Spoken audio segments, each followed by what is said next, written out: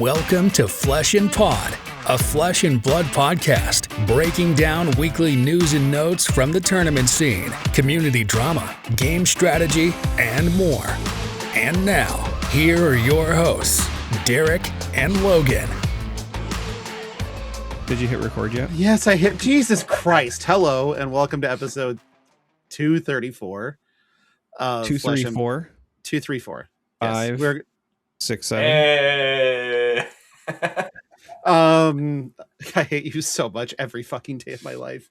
Happy birthday, by the way, Darick.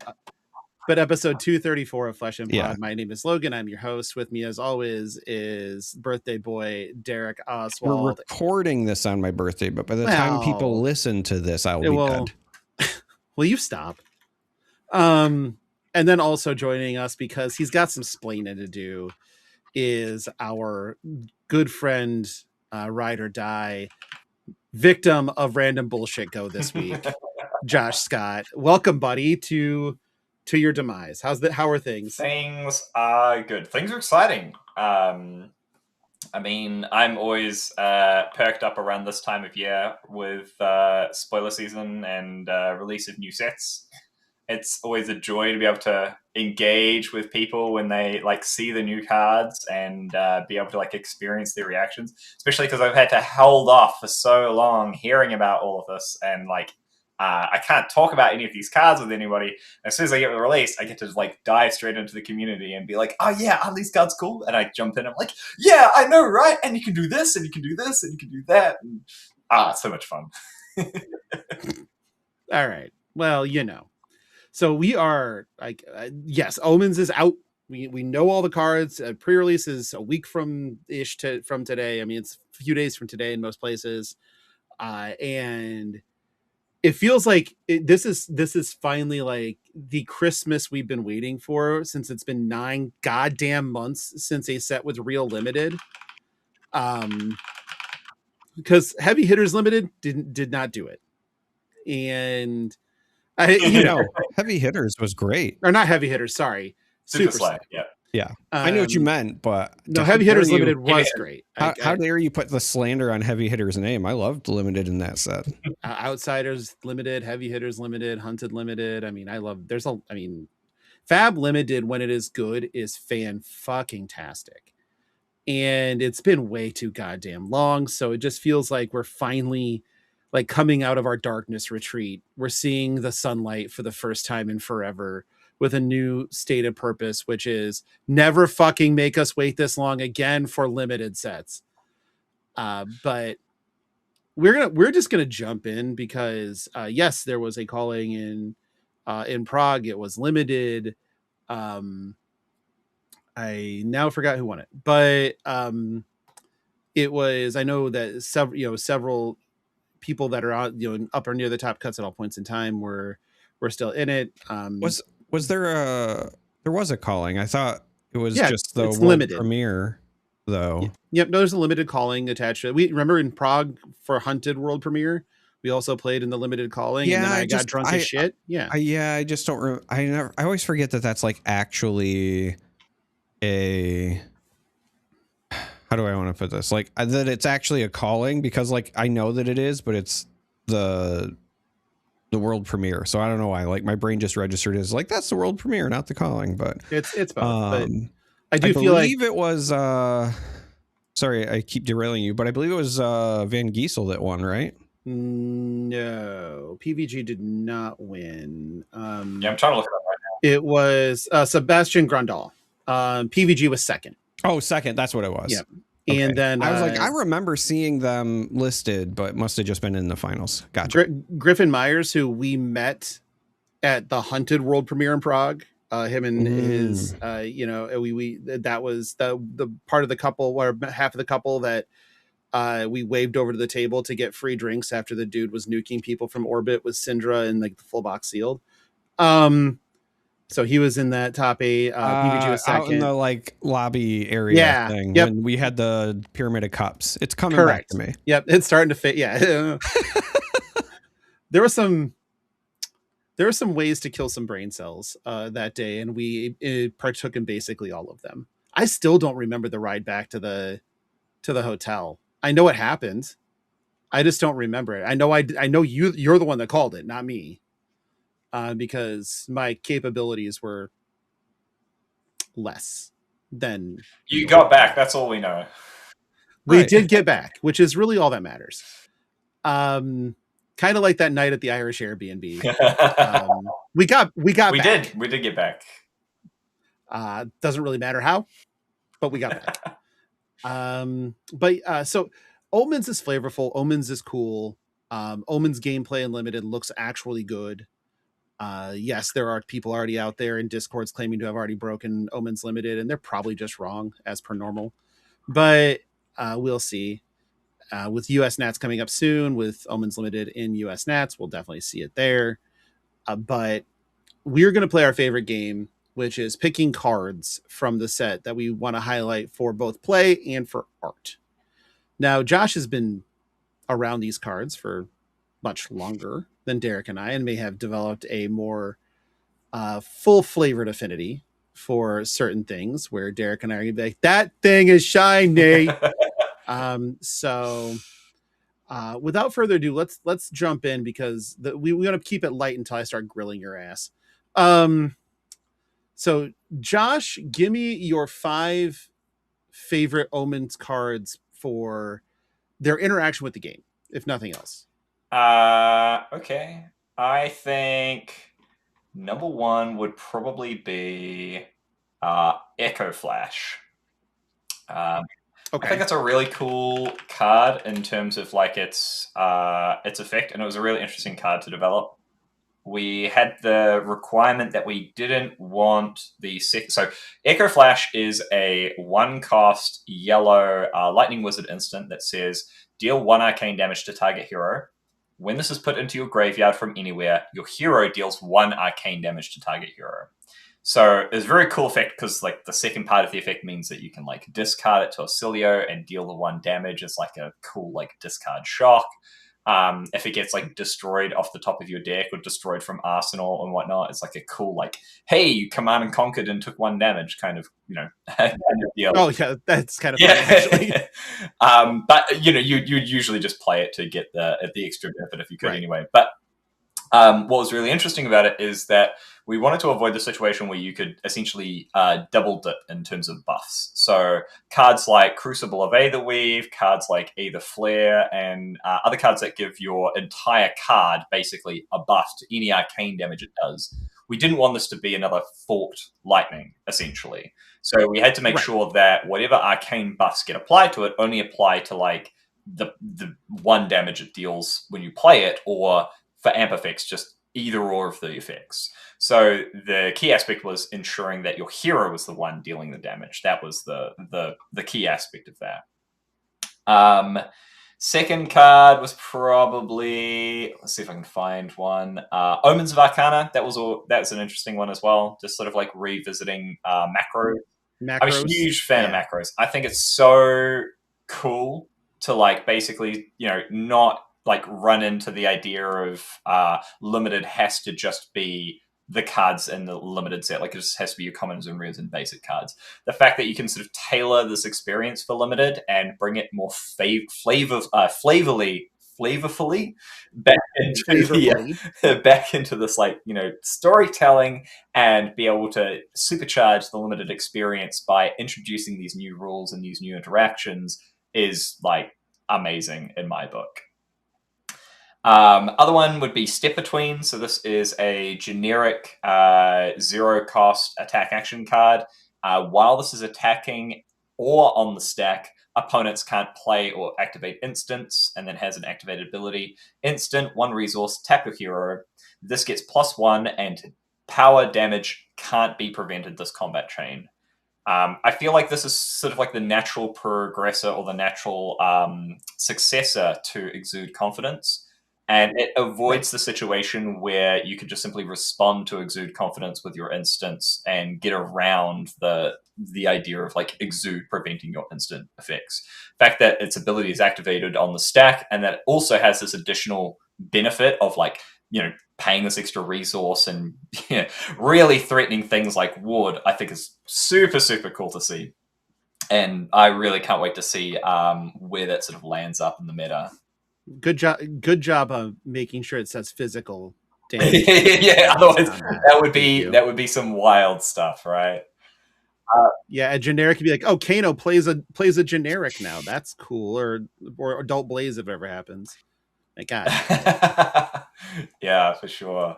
I'm trying to find the other one. Where is it? Is it Third Eye of the Sphinx? Yeah. So Yeah, Third Eye of the Sphinx. Yep. I think this is really cool because that's on my list. So there we go. Instant 1 resource tap. Destroy a ponder token you control. Draw a card. It has Spell Void 1 and Blade Break. So aside from the Spell Void 1 and Blade Break, which I think is a really cool pair of abilities to put on card, because it's basically like you can use this once to defend, either against arcane damage or against an attack. I think it's a really cool dichotomy to be able to put on a card, because that just like makes it like gives you that agency, gives you that flexibility, but doesn't make it overpowering. Or you can draw cards, which is weird. Yeah, well, that's the thing, right? Like giving you another use for your ponder tokens just expands that base, expands that sort of realm that you can engage with tokens and engage with different parts of the game.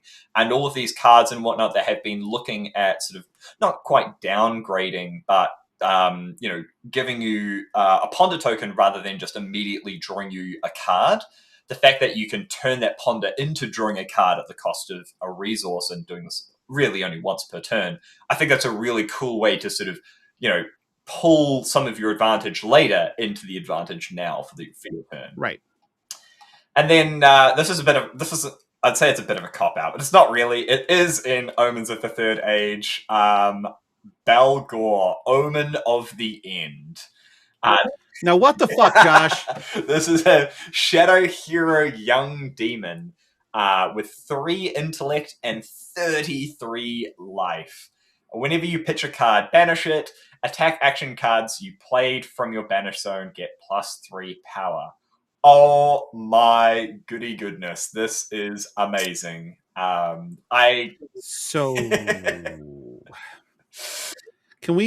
much can we talk about Balgor, Omen of the End? Like what? I mean, I can tell you everything that you'll probably already know. Like, this is a Marvel. You can only find it in the expansion slot for Omens of the Third Age booster packs. It is a shadow hero young demon.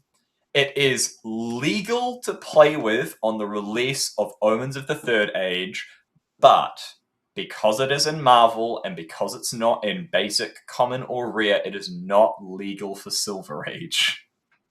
So just be aware. So yeah, you can play it in Blitz and you can play it in UPF. That's fine.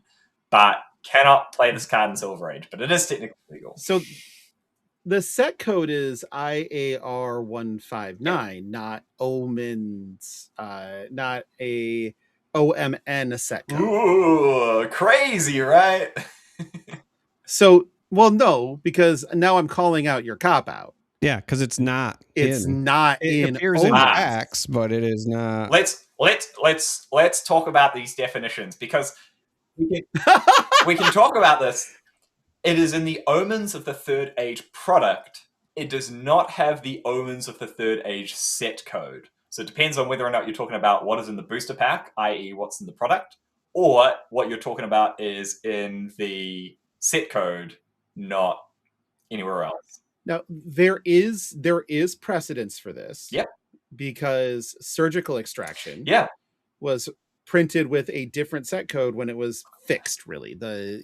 Yeah, and that same set, so we're talking about Dust Till Dawn. We reprinted Surgical Extraction because it got a short print due to a printing error. Dynasty. And we also printed, if you remember, the art cards, and this was for Chain and Prism. And those had a different set code as well. They had the ART set code, 001 and 002. I've never seen one in person, so I did not know. Fair. They are up on the card database. They do not have... We have not shared what their back faces look like, the 10 back faces of each yet. So I'm still fighting to get that up on the card database, but we'll see if that happens eventually. So the assumption here is whatever set because this is, and we'll talk about the gate token and the rune chance here in a little bit, but they all have the same IAR set code, and it is the size of a full set. There's no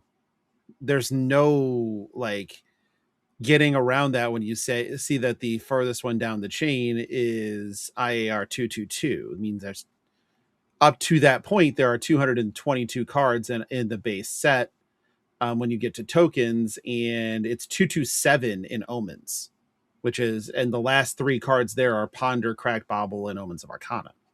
So this is the set code for the next set. I'm pretty sure you don't have to confirm it. This is just the set code for the next set.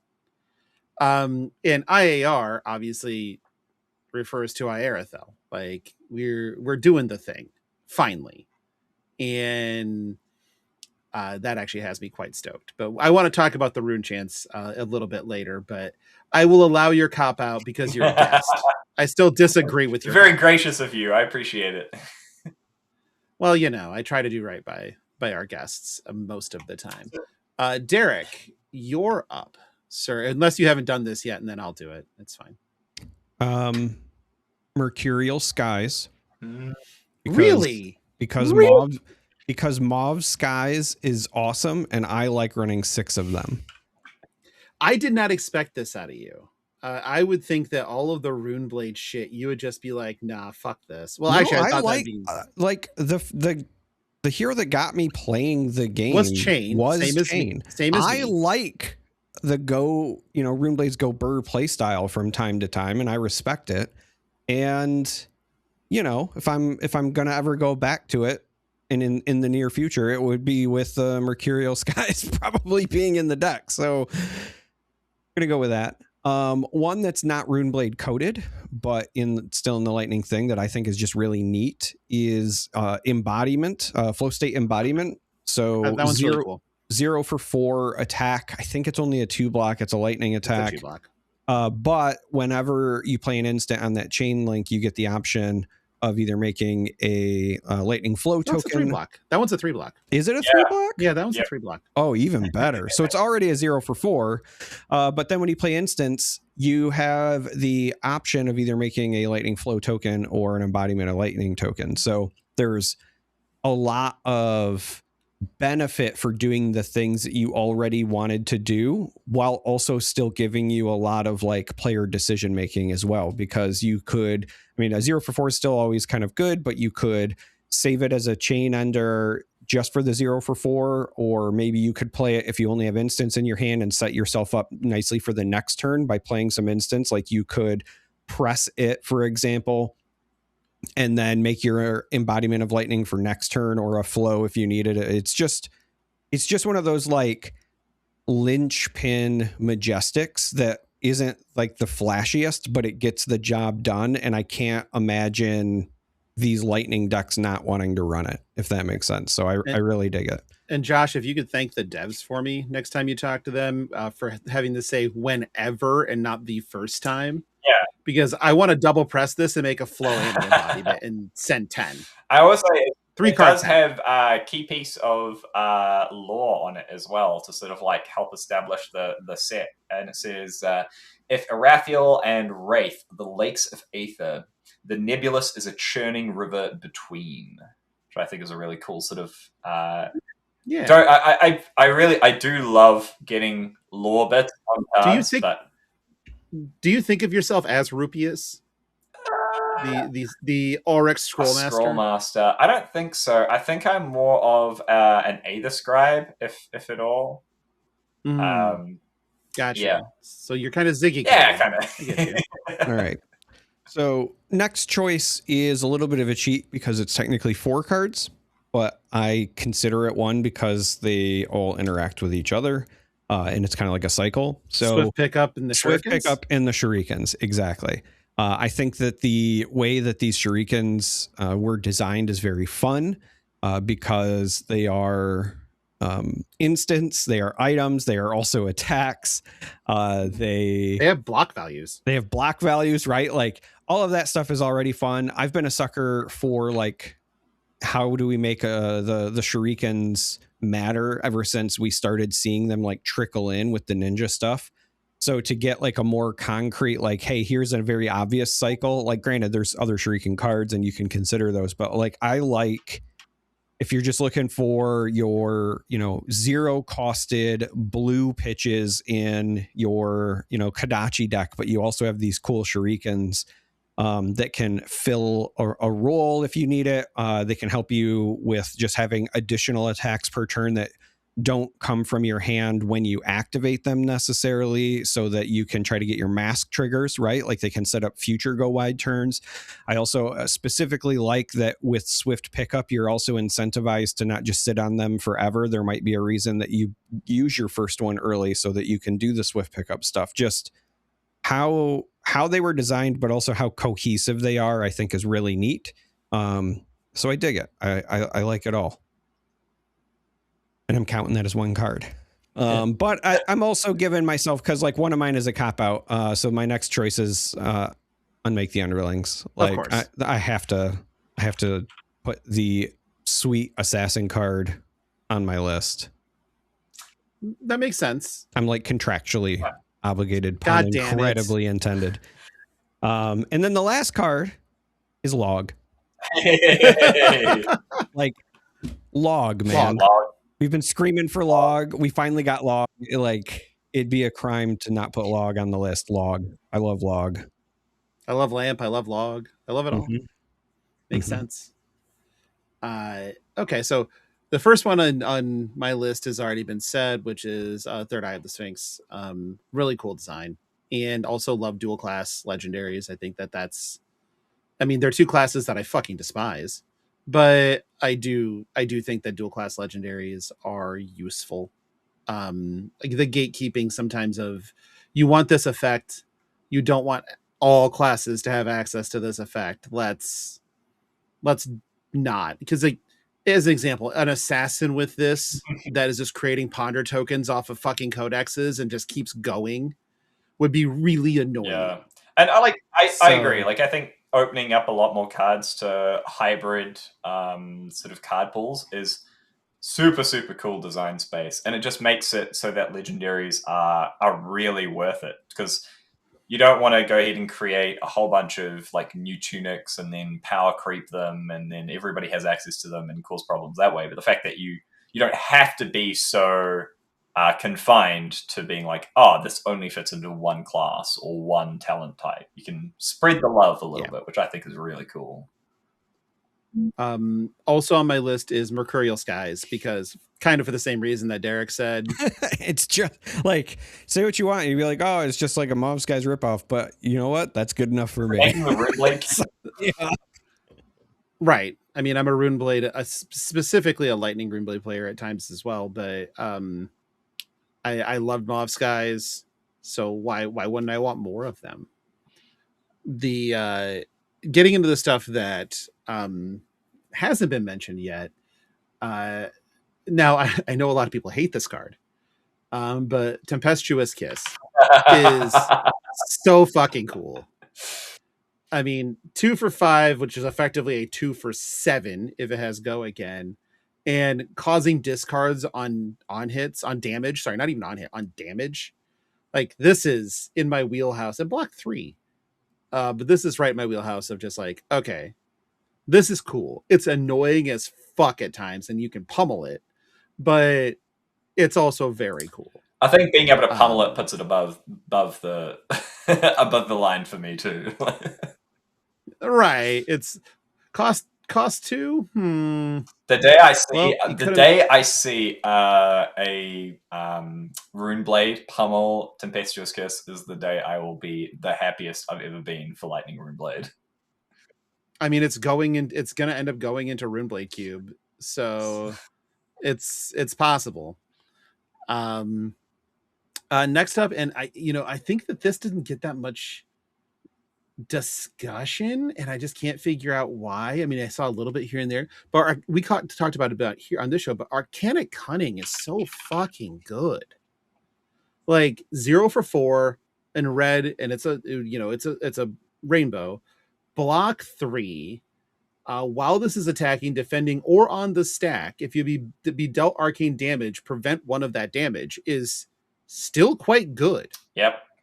Into a lot of these decks, and it's Sage legal. So, with Blaze coming, and obviously Blaze is going to be very good and at dealing, more consistently, playing at instant speed as well.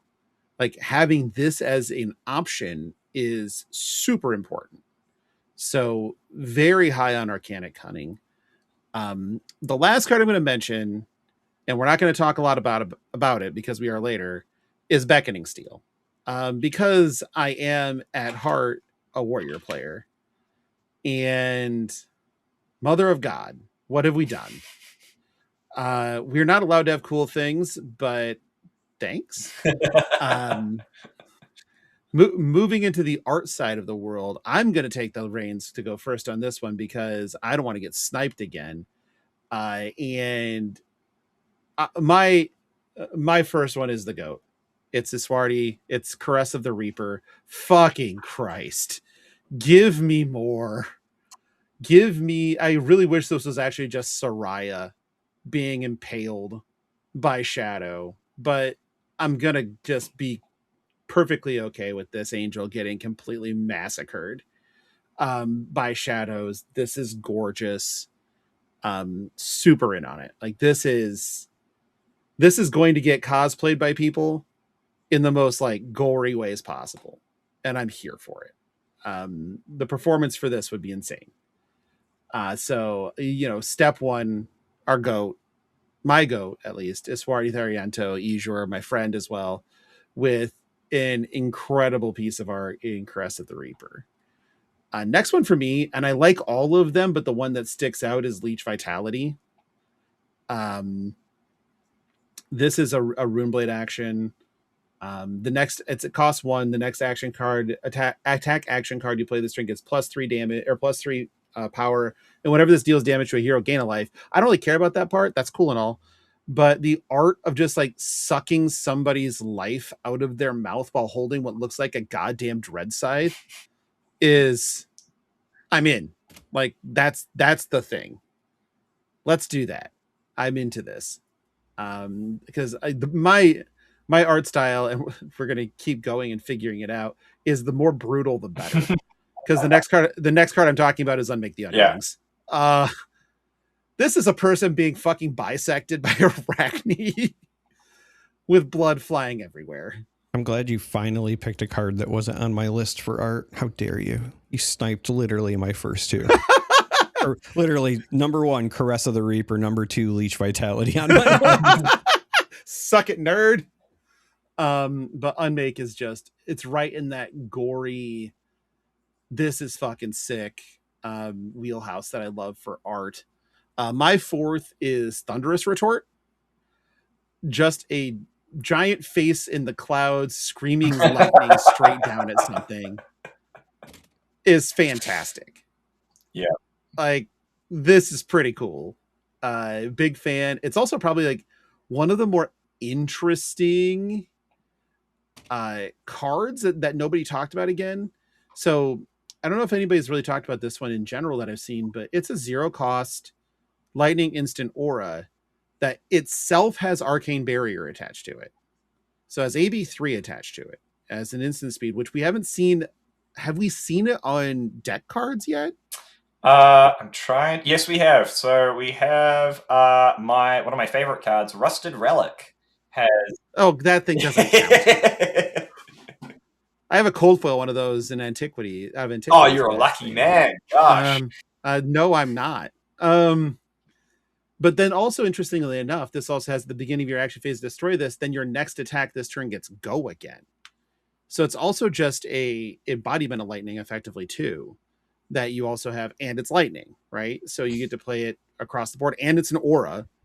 So, and it's an instant. So you're checking off the boxes for every single hero in the set. Aura, instant, gives go again.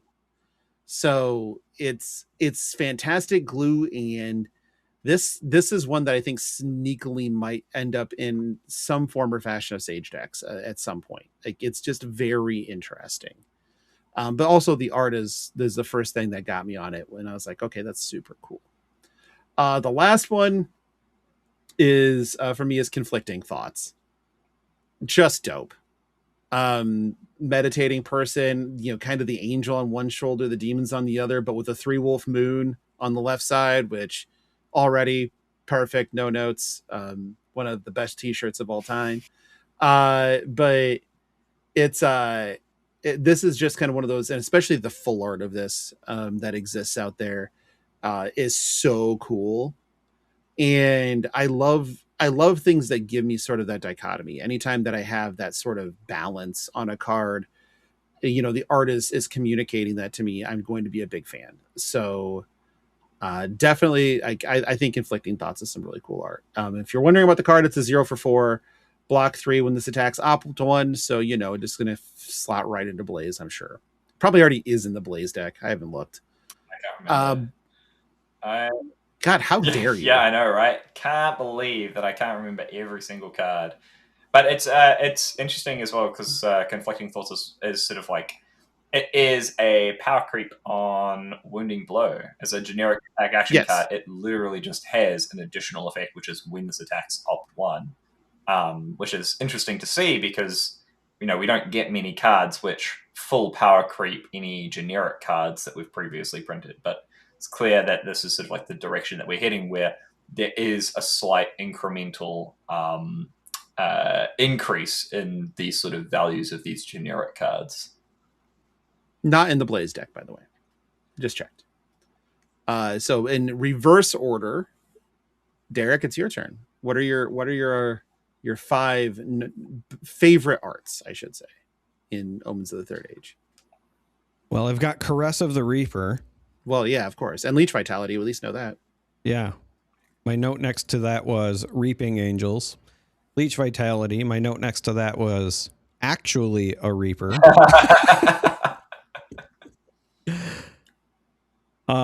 So my next one, thankfully you didn't continue to non-stop snipe me, is Visionary of Orbits. My note next to that. Yeah. Next to that is just the note Cosmic, but specifically the really thoughtful, detailed portrait of the person with the kind of cosmic planets floating around, and then there's almost like a halo effect. Some Doctor Who vibes. Yeah, there's some of that. There's some Enlightenment vibes. It's very akin to the outside of my left arm tattoo sleeve. It has very similar vibes to that. It's just something that's kind of always appealed to me. I also really adore that it's got a watercolor feel to it. So that, I think, makes it stand out just because there's a lot of great art in this set, but just because of the nature of the color palette of the lightning stuff, some of it can feel kind of cartoony, and this still maintains the color palette, but just feels different because of that kind of watercolor aesthetic. So I just really dig it. Next up, I don't know if this is just because I'm on my second watch through of Freerin, and I'm very Freerin coded lately, but the next one I have on my list is Haven Veil. It's just a barrier, right? It's a wizard aura. It's just a rare, it goes through the cycle, but it for just, kind of meant to be what I feel like is a limited card, not necessarily going to make a huge impact.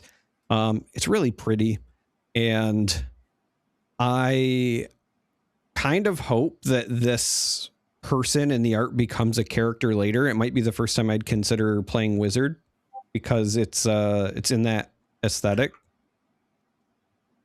that I like. It is pretty. I do like it. It is pretty. And then my last one, perhaps the most important art in the entire set as far as I'm concerned, because I have immediate lore questions and I have immediate demands to see this character show up more frequently. I need merch, you name it. This is a Volatile Fluxer.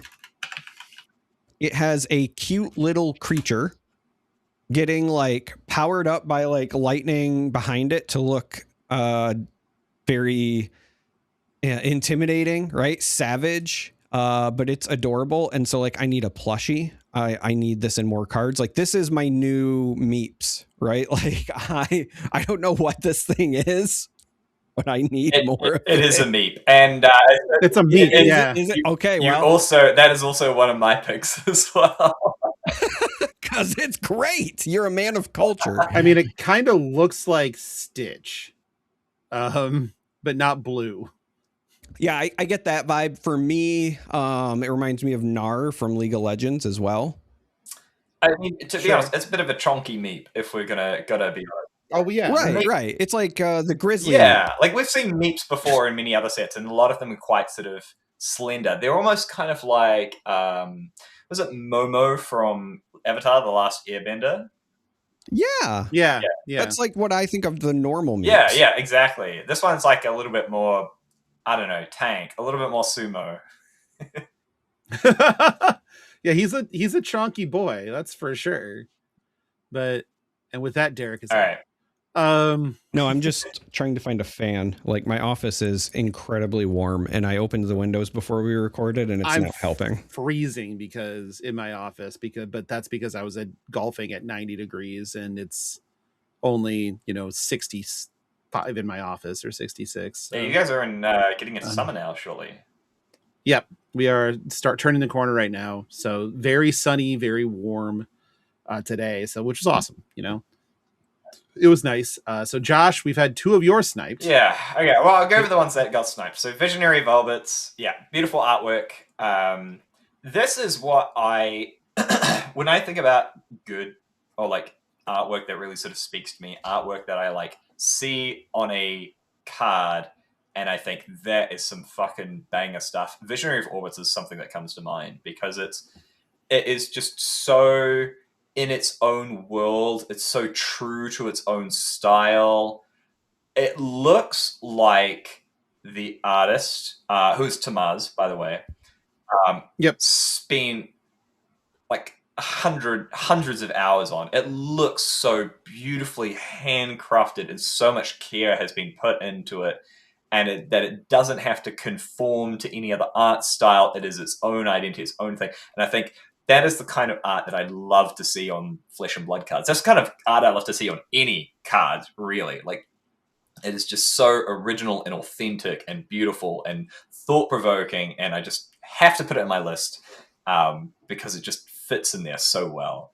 Volatile Fluxer, of course. Alexis, we talked about this one already. Amazing. I love the art style. I love the theme of the artwork, sort of like the cutesy, but with like the ferocious lightning behind it. Amazing. One from Henrique is Step Between. This artwork is like so eerily creepy. It's so, and from I used to study very Dorian Gray. Yes. And I used to study computer graphics. Like technically you couldn't get this shot. Like it doesn't technically line up this way, but that's okay. I love the thematics of it anyway.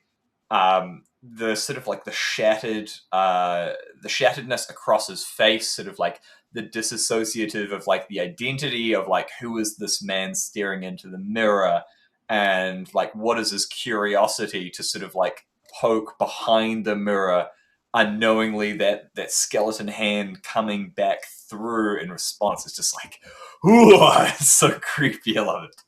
And of course, like it's done in a very sort of traditional style. It kind of looks like, I believe it's a digital painting, but it kind of like very reminiscent of that gritty oil on wood almost. It looks like, which I really love. Fourth choice, Induce Panic. So this is a chaos block card. When this defends, choose a color. Each hero reveals a random color from your hand. If it's chosen color, they discard it. Love my chaos cards. The art itself like gives me the sort of almost cosmic horror vibe. Like this huge, like enormous, unfathomable being in the sky staring down at you and basically, causing this chaos to like mutate these beings crawling across the earth. And it really gives me vibes from almost like Berserk vibes, really. That sort of huge entity, and the way these sort of stripes and spirals and everything sort of like coalesce really give me that similar sort of vibe, that similar sort of scale and horror that is unfolding before us.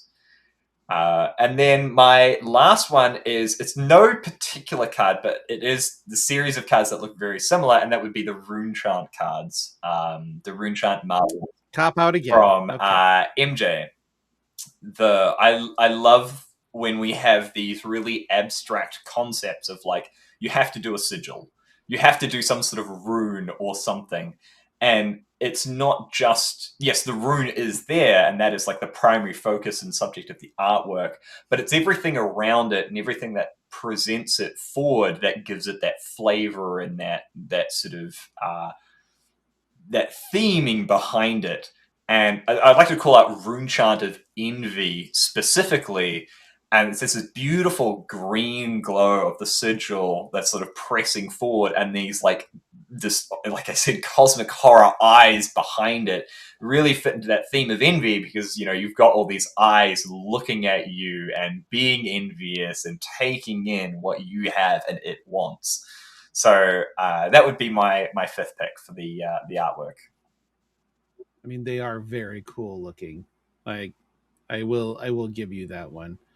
Actually, let's skip over and talk about the Runechants and Usurp really quick, because again, we got kind of ambushed by these cards being in Omens of the Third Age booster packs. But these are the Omens. There's like 7 fucking Omens. It's so many Omens. Yeah, I mean, that's why they're also deadly it's not sins. Omen of the Third Age, it's Omen.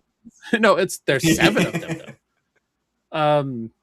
So they do follow the 7 deadly sins: greed, envy, gluttony, lust, pride, sloth, and wrath. If you've never seen the movie 7, you should do so, because reading the Bible takes too long.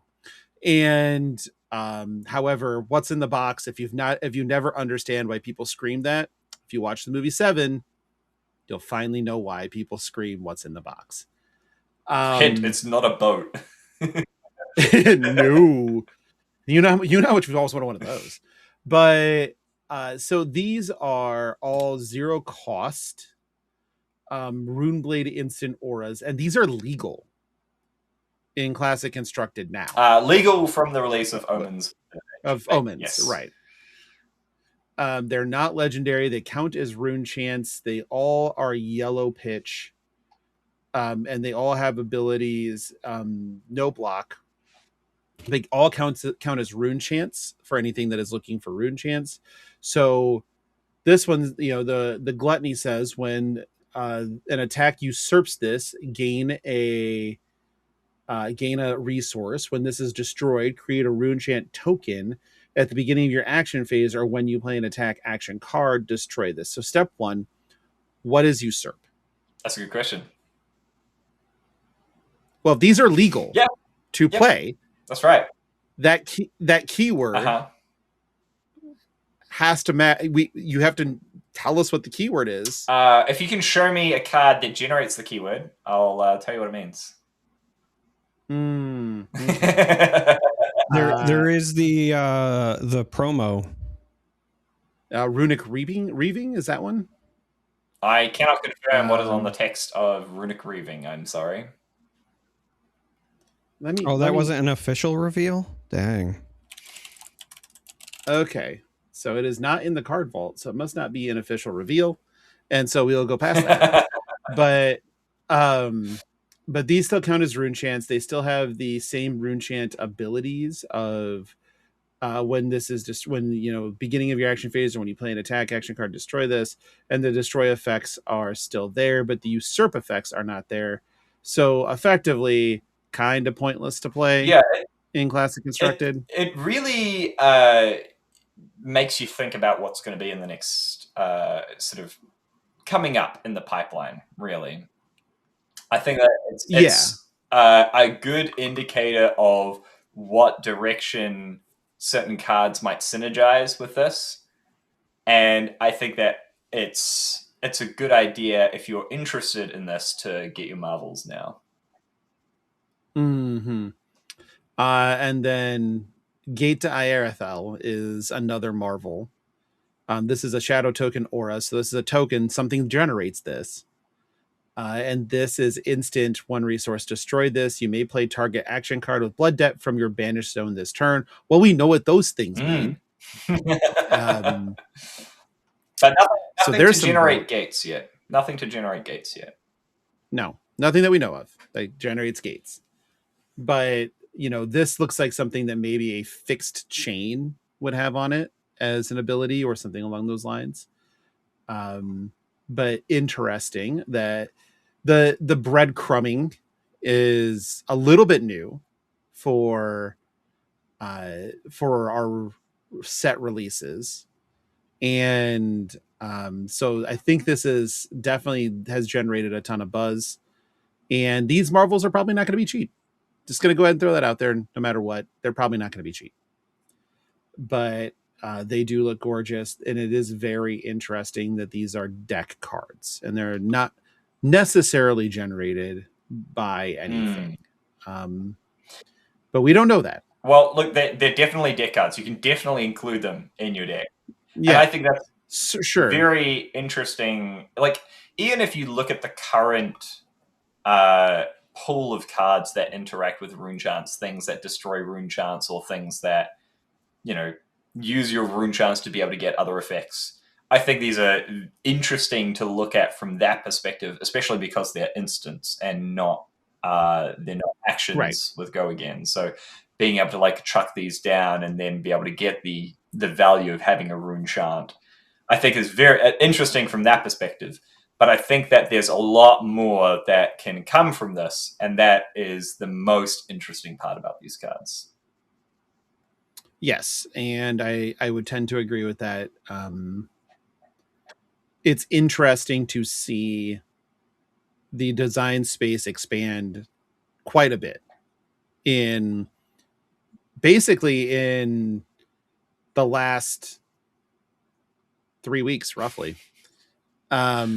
It's because I'm going to read something right now.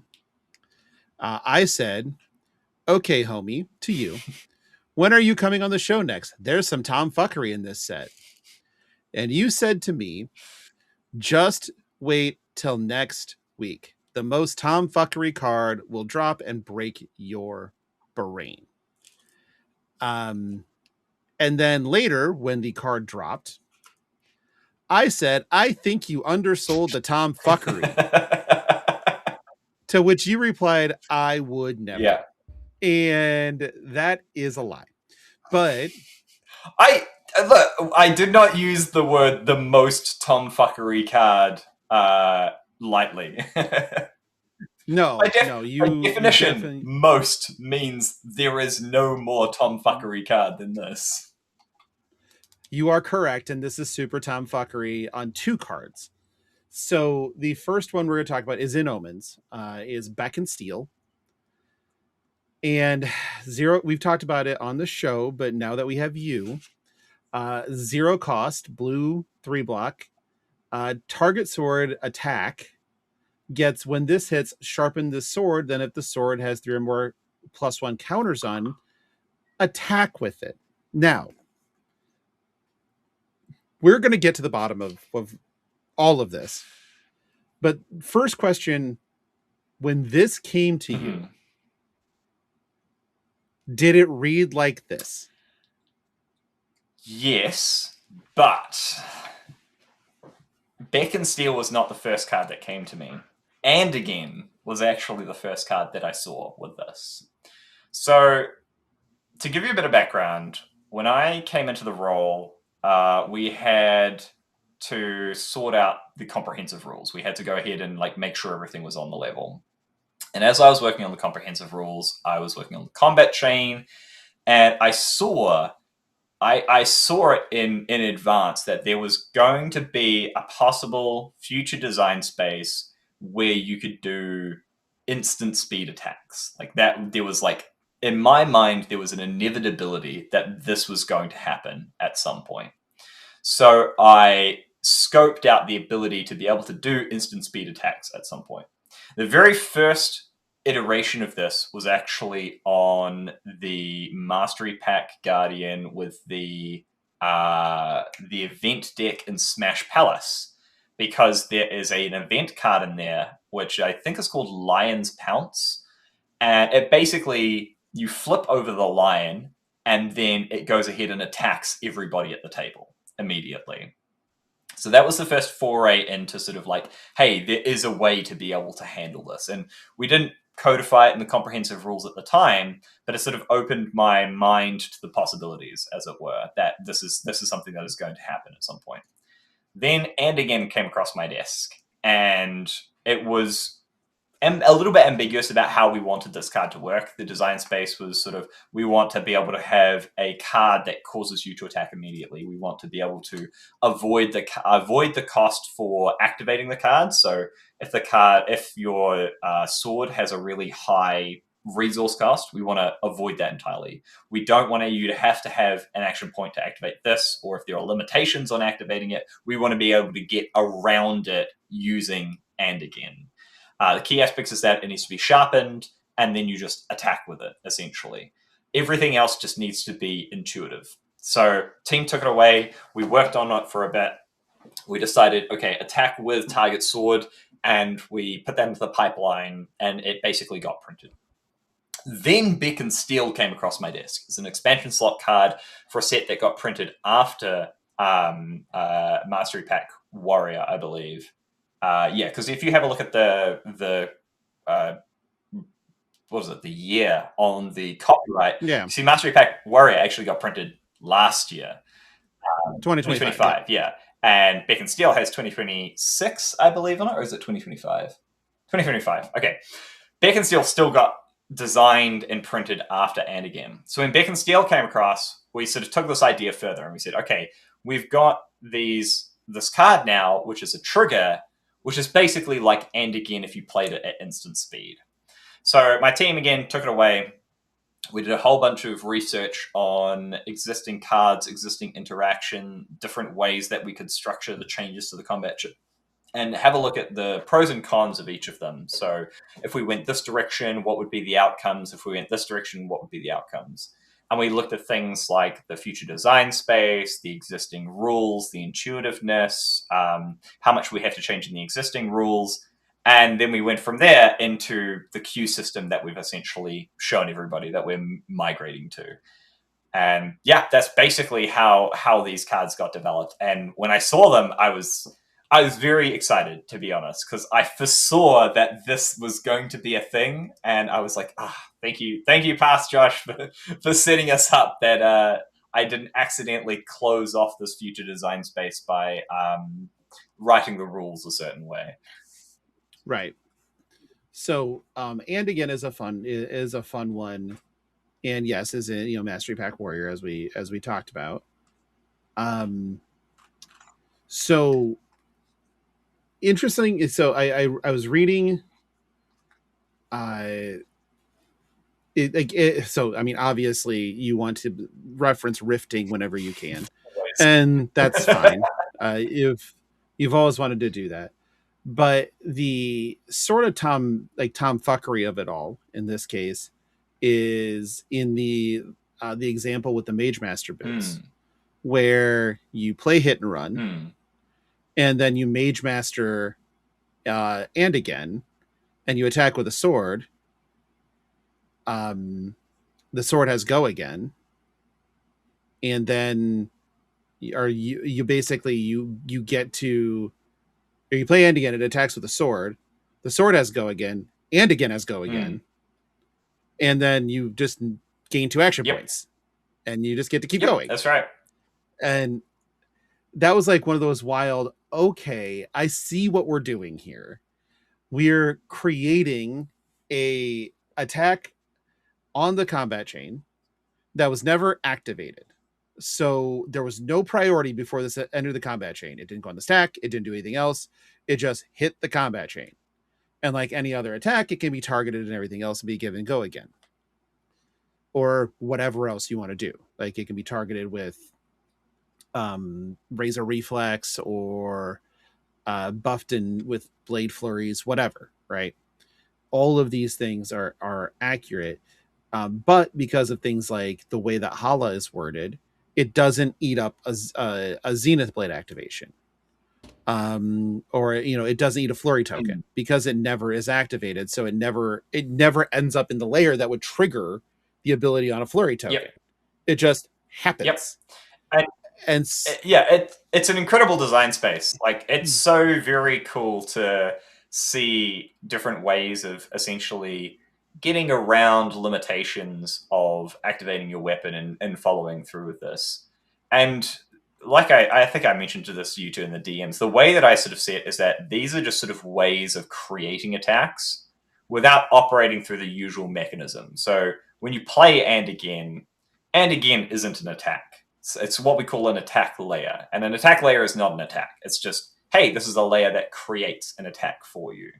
And when it resolves, you go through the whole rigmarole of, resolving the ability, doing any conditionals, etc. And if it has go again, yeah, you get your action point back. But what it does is it creates an attack for you, which then falls into the combat chain's responsibility to resolve. So, like in the example with Hit and Run and Mage Master boots, yeah, you can net 2 action points. You can get one from and again resolving, and you can get one from the attack that it creates resolving if it has go again. Very hard to do, but you can do it. And same with Beck and Steel, like the triggered effects. The triggered effect resolves as triggers usually do, but what it does is it creates an attack ready to put onto the combat chain for when you hit the resolution step, and then you can follow through. The combat chain takes that attack and then goes ahead and resolves that attack for you. That's just intriguing to me that I didn't know the part about you saw this coming, which that part shouldn't surprise me, and it doesn't. I guess it doesn't surprise me. Because we've talked quite a few times about how you've never played a game of Magic the Gathering in your life, but you've read the rule book multiple times. And it screamed of some of the things that you do in that game to generate layered effects that then resolve down to create crazy shit, kind of Kano-ish, in a lot of ways. And this reminded me of that type of thing where, okay, so if we can just stack up a couple of Beck and Steels on something that's already sharpened and it connects, I'm creating 2 more attack layers over here that do not require action points. They just go. And so we got a big bad Blastoise shit, attack coming in. And there's, this turns a mediocre hand, so to speak, especially if there's a flurry token involved. This trick takes a mediocre hand and turns it into a, oh dear God, this is a 4-card 24 hand. Yeah, you come in with like a even just like you come in with Tunic, Dawnblade. Your Dawnblade has 1 counter on it. You have 2 cards in hand. The opponent's like, all right, I'll block, or maybe I'll block with some armor or something like that. Probably has some reprise attack reactions. Oh shit, double Beck and Steel, double Sharpen. It's up to 3 counters now. It hits, and 2 more attacks coming in for 5 or 6 apiece. I was like, that is super cool. And then if you had a way to give it go again, potentially another one. one. Exactly. If you're playing, and there's your 24. And if you're playing Dorinthia doesn't ask you, how, like, doesn't require you to activate Dawnblade to get the ability. It's however many times you hit with Dawnblade. So if you hit that second time with Dawnblade, you get an additional counter, which adds on to your next Beck and Steel attack. It's like, this is so good. Yeah, this is getting stupid. But then it also takes some cards that have sort of fallen out of favor and don't get as much love anymore. Things like Oath of Steel, which puts counters on when you attack, or any of the other cards that sort of do that same thing. It makes Sharpened Senses more threatening.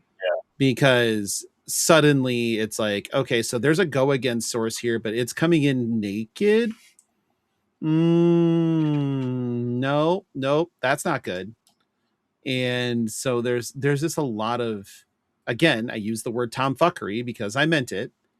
That this is, I mean, these are Charmers types of cards. These are the ones that make your opponent make a decision, and it's never going to be a good one. Cause it's like, I guess I got to slam 4 cards in front of this. Sick. Arsenal pass. You're going to be playing Warrior now, Shama? I am very interested in playing Hala. I will admit.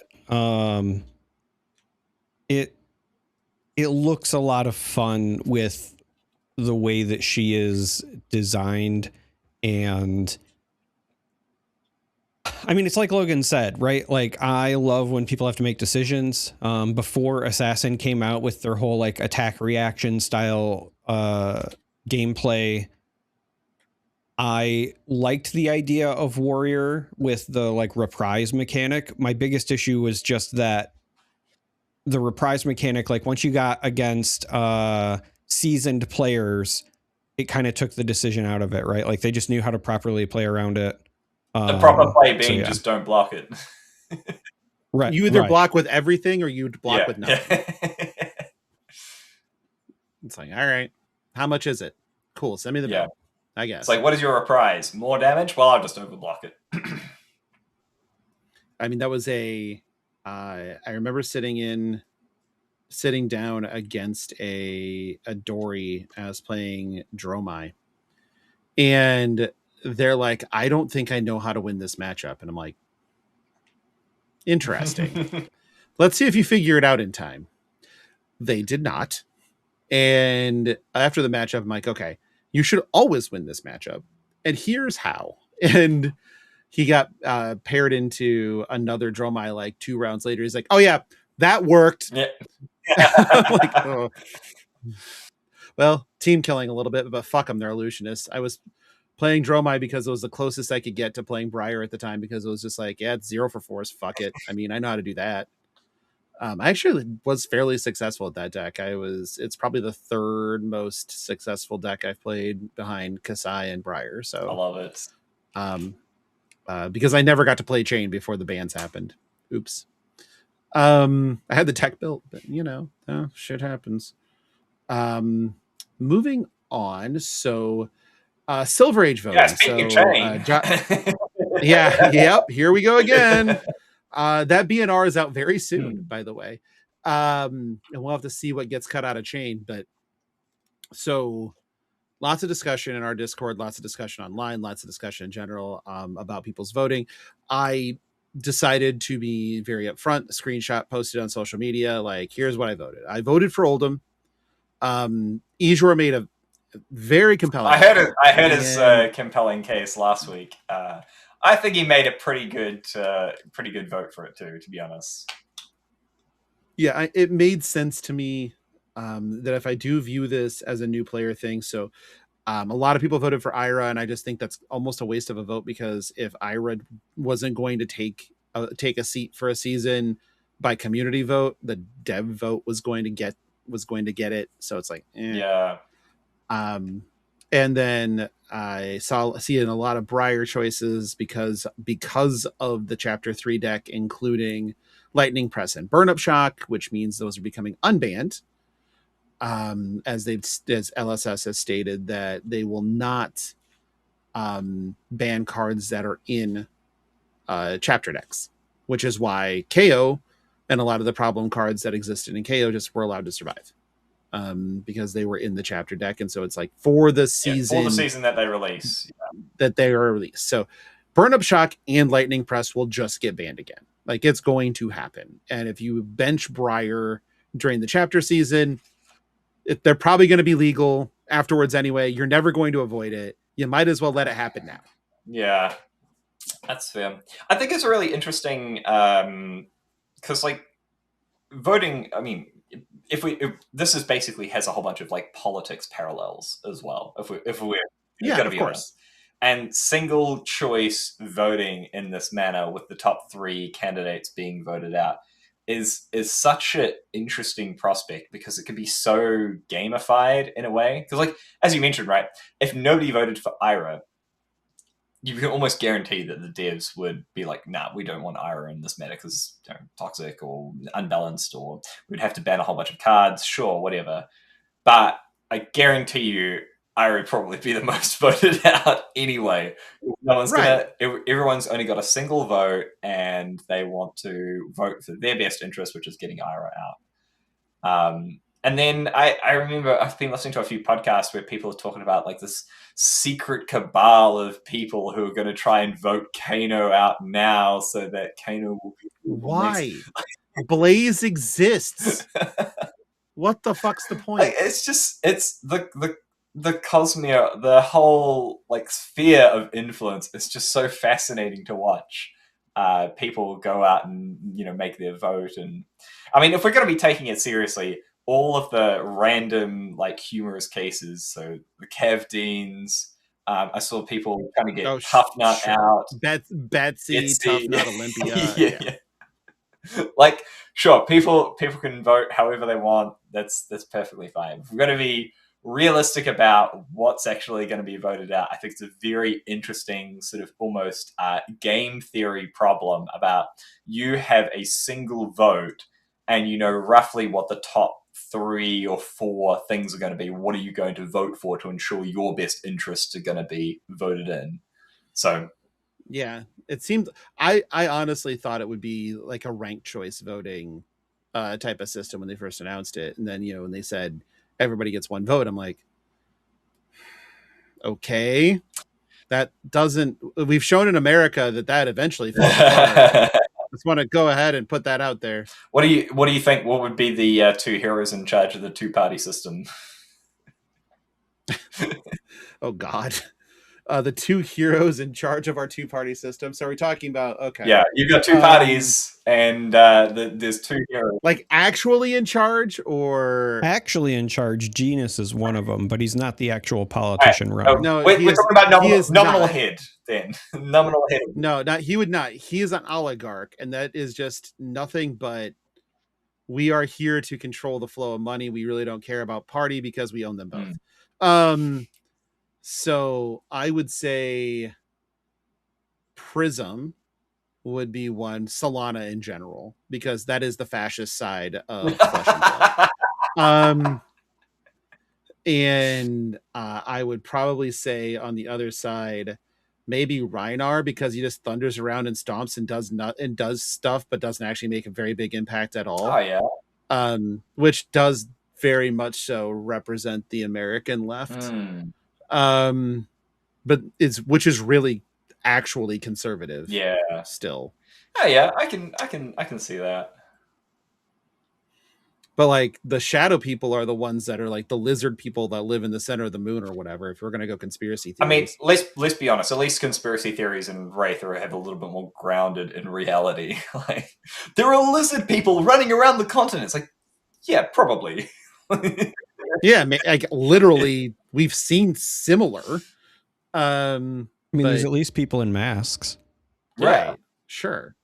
Well, we have that in America too. Sadly, no, that's what I meant was the one that we saw. I don't know if you've seen the clip going around, but it's a dude on the news and he's got the neck. Yeah, there's a Fox News clip, and it was like this guy who was literally wearing like one of those ultra realistic masks. And like looking like another person that they had on like a couple weeks earlier or some shit. And one of the directors of the CIA or something. What is going on right now? We live in fantasy land, and no one seems to care. So all right. So by the way, it doesn't matter. Like I think people should vote in Silver Age exactly how they think they should vote. My approach to it, Darick, have you even checked your gem profile just in case? I mean, no, but I also said very publicly on our show that I don't think I should be allowed to vote. So even if it was there, Logan, I could not in good conscience like submit a vote. I'm sorry. Do you think think you're excluded because of some sort of like pre-existing condition or something? Yeah, correct. Yes. It's in the fine print, and you might know this because you're the rules guy, but suicidal tendencies makes you unable to vote because you are not expected to be around to see the results of your vote. Suicidal Tendencies is a punk band. Yeah, well, they're a bunch of posers and they because can't otherwise, why are they vote. still around? And they can't vote. But actually, some of them might not be able to. But I think that people should vote how they want. Just full stop.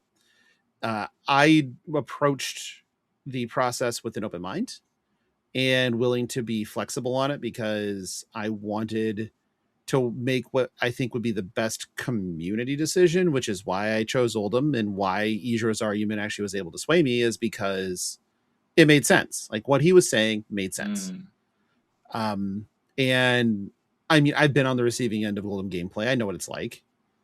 And it's kind of unfun, but for the person on the non-Oldham end, at least. But my thought process going in was, I'm not going to vote for a Guardian because they'll just be the next block slop or whatever just steps up to the plate and it's the same shit, different day. But Idra made a very valid point with the ability stapled to Oldham and how that could impact a new player and make it, well, wait, hold on. And, and stupid shit happens and their turn gets wrecked. And it's like, oh, I don't want to do this anymore. So that was compelling to me. But yes, people should just vote how they want. Voting probably by the time this is listened to by most people will have been closed. Yeah, it should be. But and then we'll get the BNR along with the benching announcement. So that'll be interesting. But now we get to do my favorite thing, which is victimize people by playing Random Bullshit Go.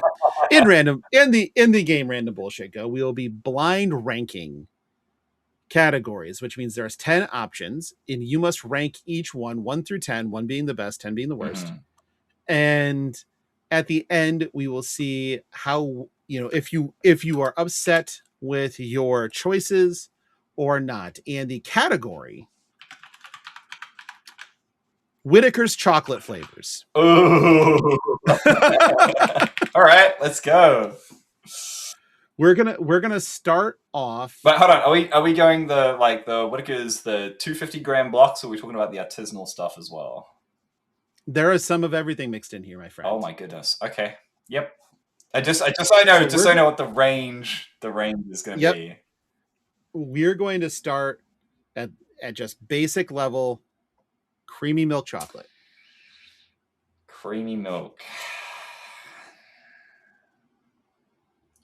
Honestly, 4. 4. Yeah. Okay, so slightly above the midpoint. Yeah. I think it's just so Whitaker's chocolate is just so good. Just at its baseline, it's just so good. And I think it's a great safe option, and it's sometimes all I feel like as well. It's just like I don't need any extra bits. It just standalone is a great chocolate. So yeah, 4 definitely. Next we're gonna go to Ghana Peppermint. Ghana Peppermint. I used to really like the flavor, but I've sort of fallen off on it now. I think there are some better flavors out there. I think I'm probably going to put it around 8. Okay. Next up, Berry and Biscuit. Ooh, beautiful berry biscuit. Think I might go for 6 on this one. Wow. It's good. Don't get me wrong. Funnily enough, berry biscuit is sort of like the Black Forest equivalent that you would get from something like Cadbury. So it has the sort of like the jellies and the crunchy biscuity bits in them as well. I think I actually prefer the flavoring from Cadbury over Whitaker's for the biscuits and berries in it. But the fact that it's Whitaker's chocolate just makes it better than Cadbury in general. So I think I'm probably going to put it at a safe 6 there. All right. Next one, dark salted caramel. Nah. It is not my thing. I think I might put this at a 9, save the 10 spot for some curveballs. We'll see how we go here. Let's go to white chocolate then. Oh yeah? Just white chocolate?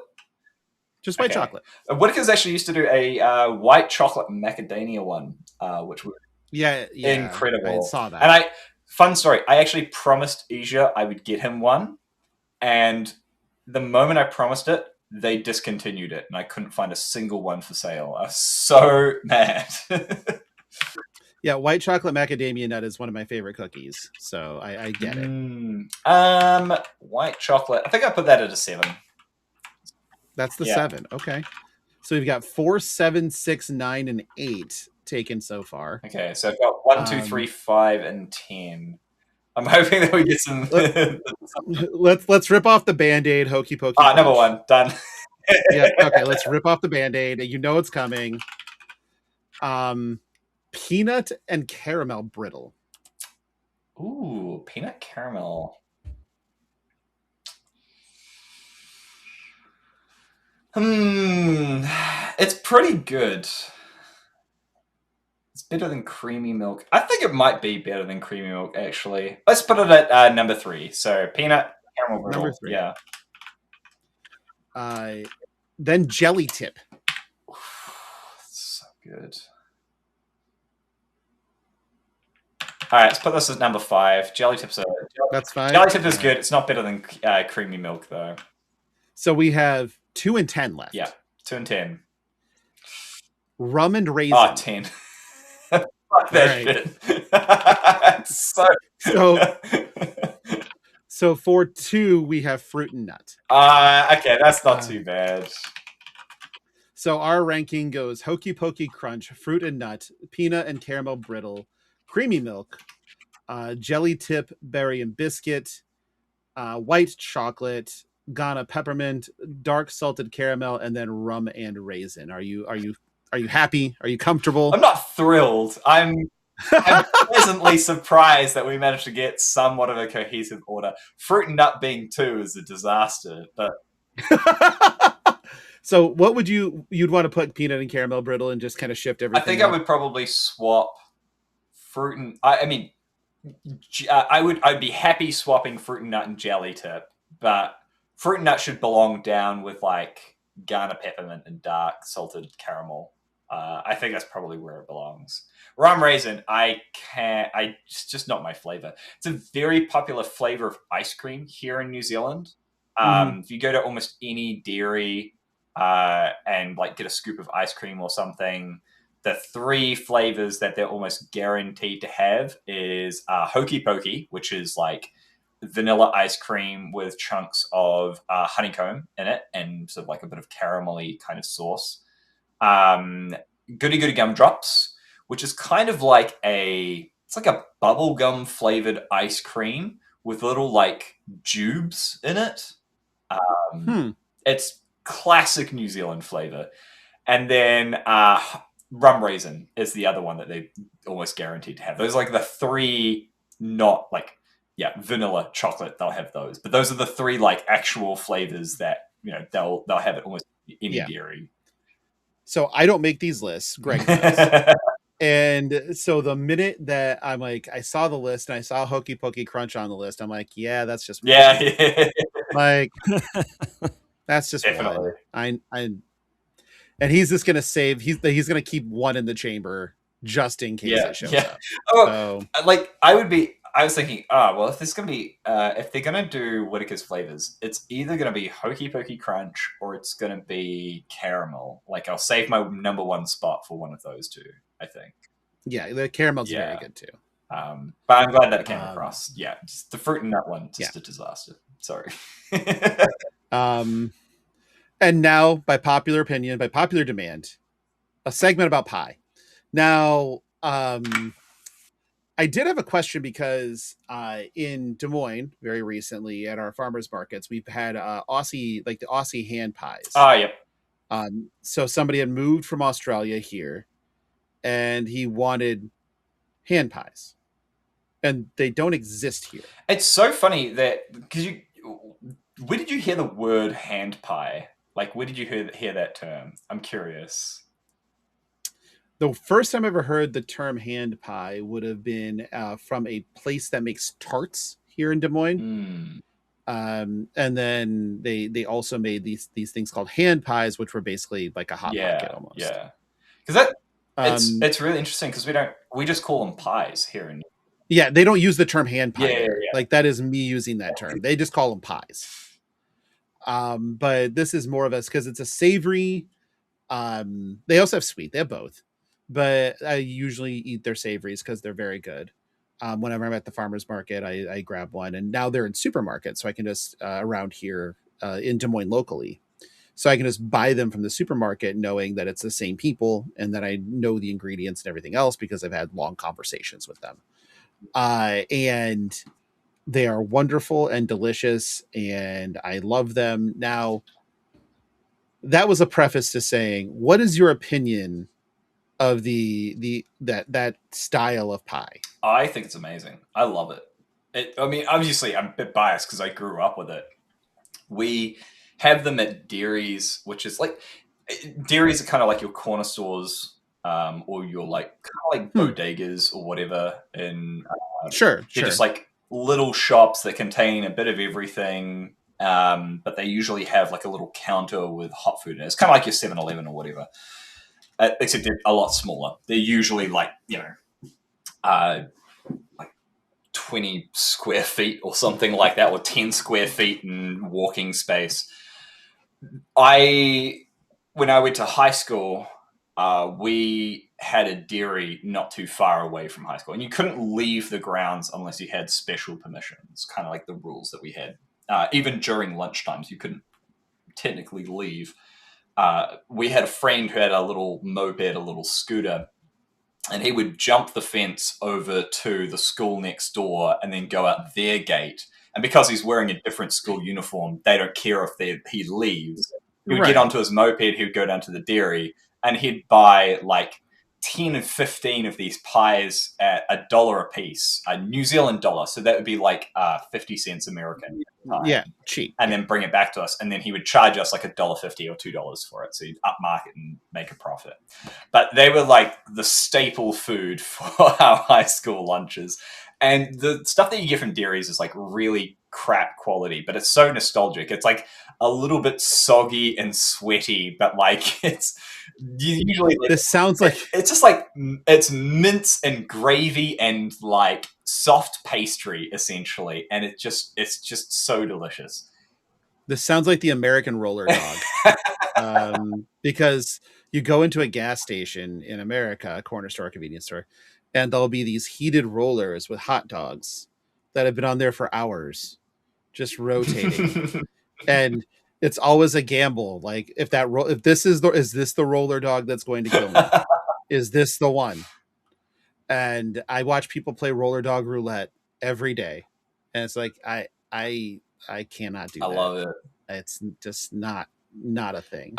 I'm surprised that Charmer doesn't play roller dog roulette more, but he doesn't eat pig. So yeah, that makes sense.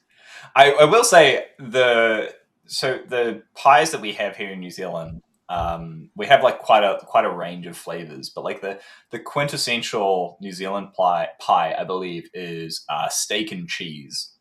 So like little bits of like cut up steak in like a thick gravy sauce, and then like a thin layer of gooey cheese underneath the top sheet of pastry. So this is delicious. This sounds amazing. Great. Absolutely incredible. If you come over here, you must try a steak and cheese pie. And yeah, I would definitely. Every bakery like in New Zealand purports to have the best pies in New Zealand. Like, we make the best New Zealand pie. Yeah, obviously. But there are a few places.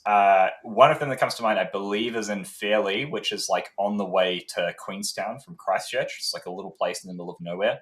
Fairlie Bakery pies. I've had a lot of pies from all over New Zealand. Fairlie Bakery pies are definitely among the top, and probably one of the contenders for making the best New Zealand pies.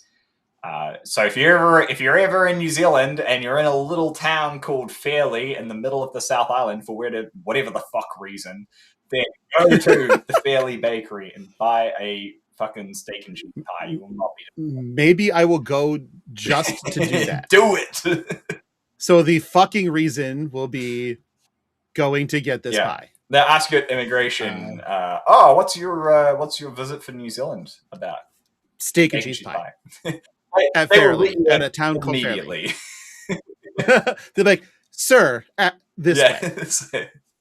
That still reminds me of flying into Prague when I was basically dressed like this, coming off the airplane in Amsterdam, and I come up to immigration, and the guy looks at my passport and he goes, final destination. I'm like, Prague. He looks up, looks at me, goes, that makes sense, and hands me my passport back.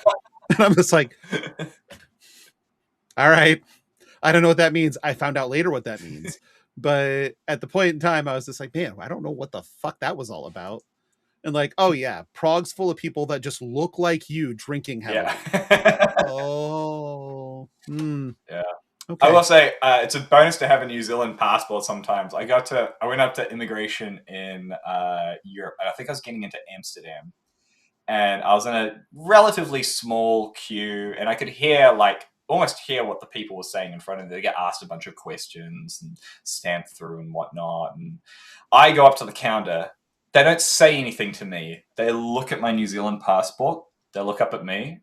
They just open a page, stamp, and just hand it back to me. No words said at all. They're just like, oh, Kiwi? Cool. Yeah, neat. Off you go. On your way. You're causing no issues for anybody today. That's for sure. I have no concerns.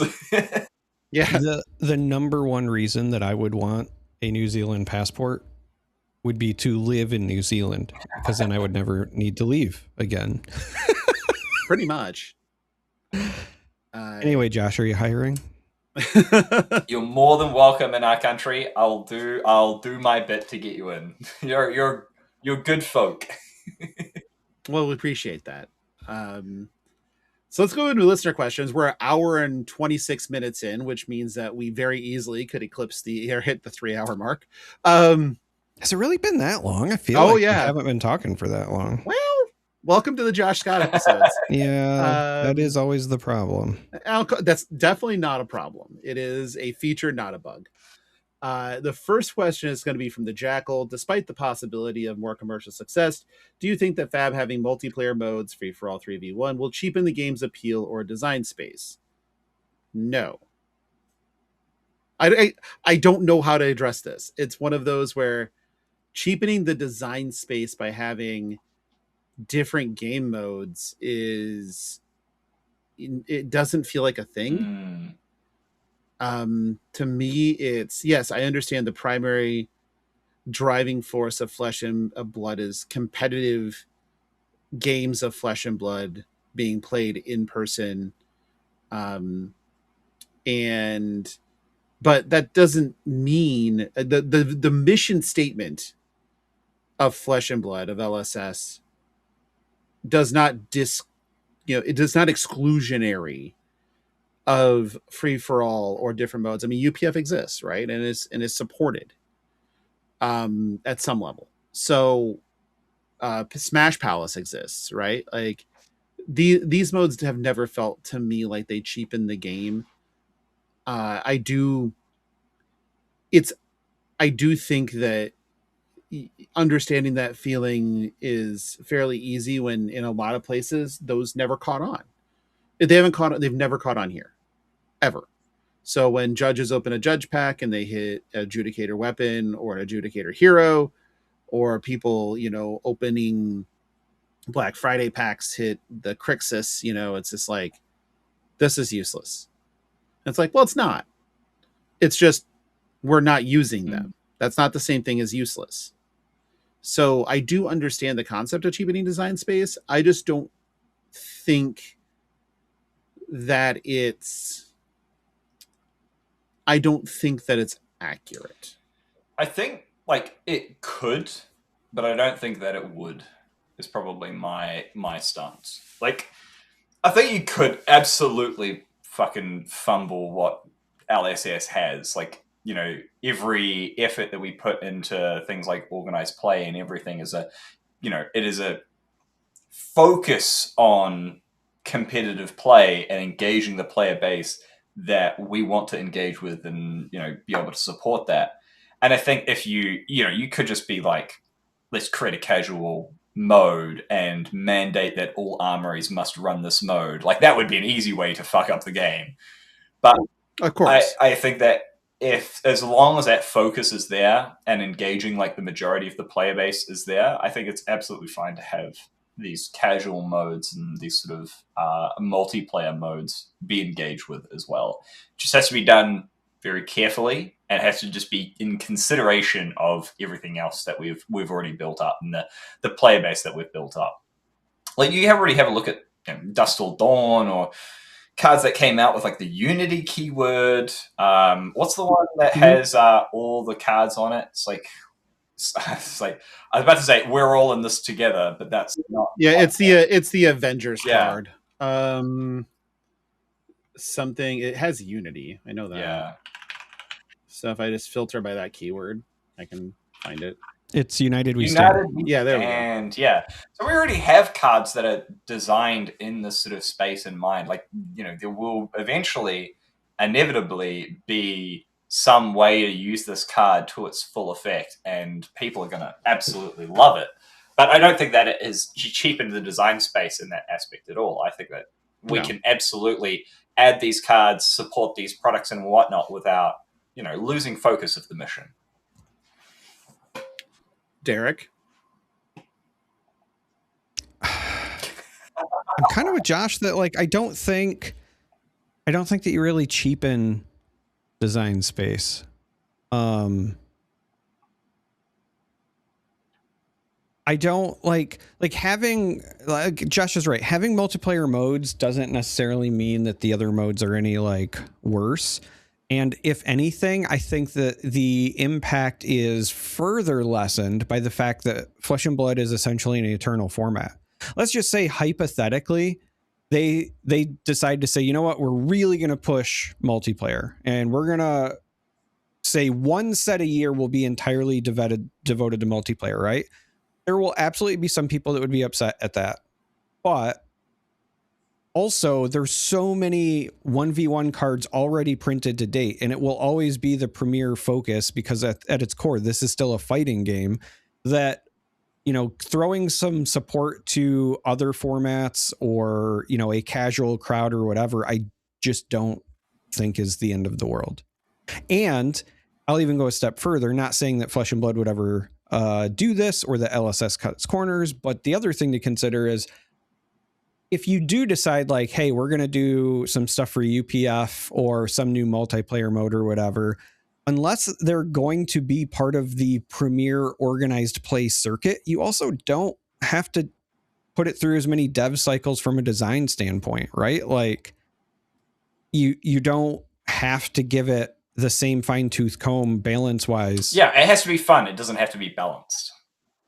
Right. So I just don't personally think it's an issue, but next question is from One Hit Wookie. Should the likes of cottage, shepherds, and Cumberland pies really be considered pies? There is a distinct lack of pastry.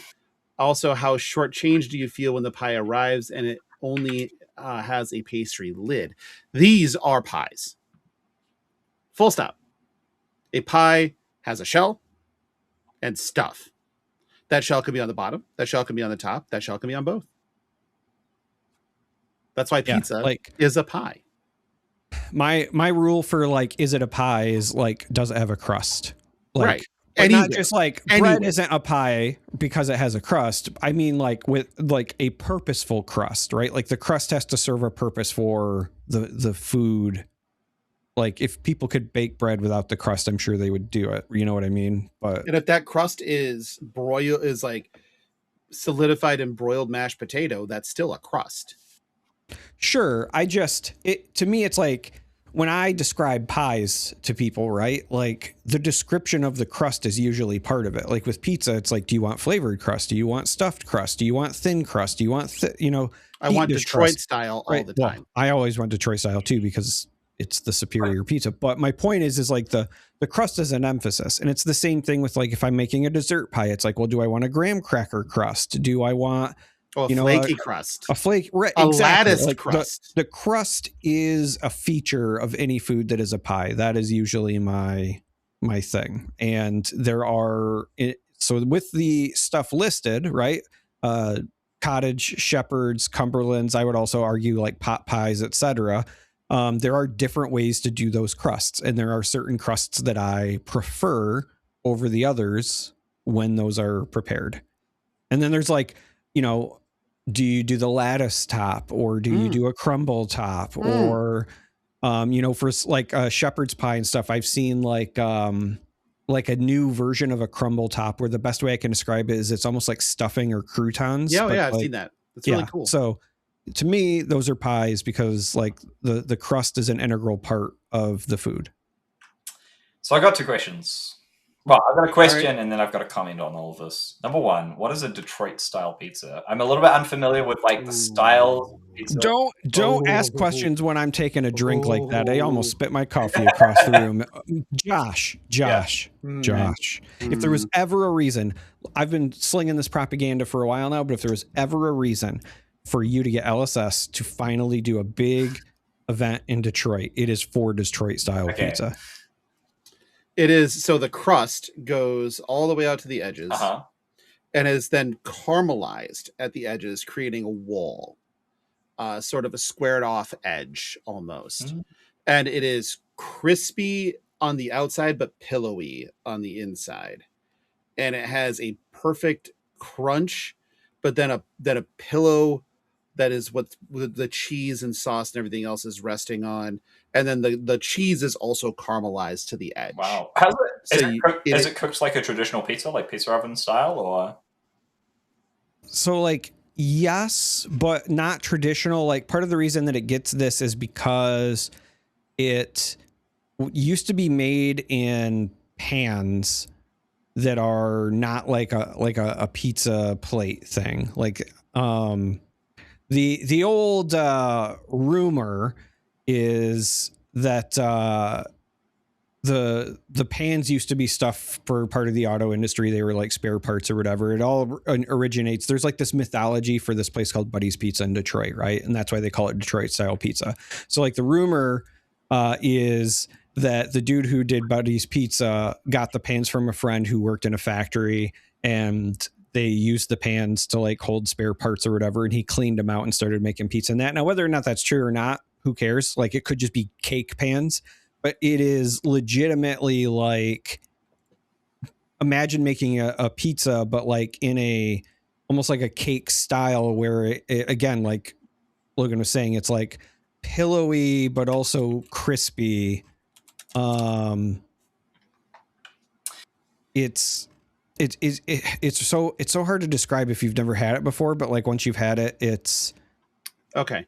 So there is in the general, in sort of the general Indianapolis area, there is a Jets Pizza, or Jets 3. is like one of the more decent, I guess, chains, but like and that's fine. Like it, but if you really want like real Detroit pizza, you got to go to like one of the go to places in Buddy's, Detroit. yeah. Well, you got to go to Buddy's, but it doesn't have to be Buddy's. Like there's you've sent me an image, like, and I think you've undersold it. This looks absolutely delicious.